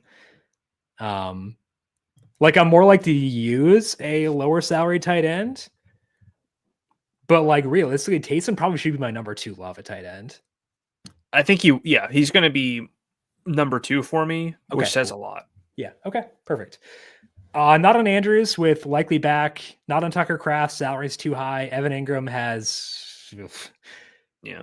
Kincaid probably not going to get there even if he goes, just because he's banged up. Yeah. Laporta not going to get there even if he goes. He had a really good role last week. I think he had like 3 deep targets. Pitts, I don't like it because of the matchup. Right? Yeah, his role is actually like he's producing, but his role's not as good as it could be. He's sitting there on broken plays, and it drives me nuts. Yeah. Gesicki would only be if there's no T, Gesicki would be my second love. I think. I agree. So didn't do a lot last week, but Tanner Hudson had like some work there. He had 9 targets. Okay, never mind. Yeah, he's cool. Yeah. So if there's no T, Gesicki is sick. And then Dawson Knox if there is no Kincaid. Yeah. Disley 5,000 we're both okay with. Yeah. Anything That's else? kind of it. Yeah. I think. AJ Barner's role will be fine, but again, Fred Warner. We know. Okay, let's finish up here with defense. Scroll to the bottom. When I was building my dummy Herbert lineup earlier, I did so. I think it was Herbert lineup. I did so with the Colts at $3,300. I mean, like, vibes are bad, man. Vibes are not in the model, but like, I don't care. So I think they're at least in play. Would you consider anyone below them? Because I would not. No. Okay. Colts salary is 33 for reference for those of you listening. Any Patriots at 34 against the Rams? Yeah. I mean, I'd be if I have 3,400 or kept playing the Colts or something, I'd go the Patriots just fine. Titans. I was going to say Titans against Jameis Darnold. The nickname is back, by the way. They've kind of been the name I keep clicking on. They've got 0 in 3 of their last 4. Do you prefer the Titans or the Colts? I should prefer the Colts, okay. But Tennessee's at home. I prefer the Colts, but I hear you. No Bengals, right? Despite the fact it's a tight script? No, not for me. Cool. Bears 37? No. I respect Jordan Love too much, I think, for that. I wouldn't. Yeah. Falcons 38. I had them slight favorites in this game. I don't mind it. Yeah, but not my favorite. Saints stink, but they do face Jameis. I'm not going to do it, but like I get it. Would you go charge to the 4,000? I wouldn't be against it. Sure. But I guess I'll leave it at that. We have the Browns at 41 facing the Saints. Maybe we get like a vintage Myles Garrett game. The Saints offensive line is actually healthy again for the first time in a decade. So I'm not going to get there, but did want to at least mention them. Jets at 42 against Richardson. They're not going to get a lot of pass attempts, which is suppresses like upside, but like I would still consider them. Bernard Raymond, their left tackle, didn't practice. Got a backup center in there. I think he's pretty good, but like they got a backup center still. From spending up, Dolphins, I think, are my preferred way to go at 43 against. Yeah, I mean, if we're going like that high, which I don't know if I'll necessarily get to, but yeah. Okay. So for defense, I like the Colts as my preferred spend down option. I am willing to use the Patriots and Titans in order to differentiate a bit off of or to lower my exposure to the Colts. Then beyond that, looking at the Jets and the Dolphins as the other ones I'd be going towards. I agree for the most part. I think I'm going to be living in that Colts, Patriots, Titans range, though. That's typically the way things go for me. And now that we talked through this slate, any final thoughts for you on the way things shake out? I still feel great about Chase Brown and Kamara. Do too. Kind of seeing the path to playing Lamar. So he's going to be my QB1. Okay. But if I go Herbert, that's also fine. Love Juwan.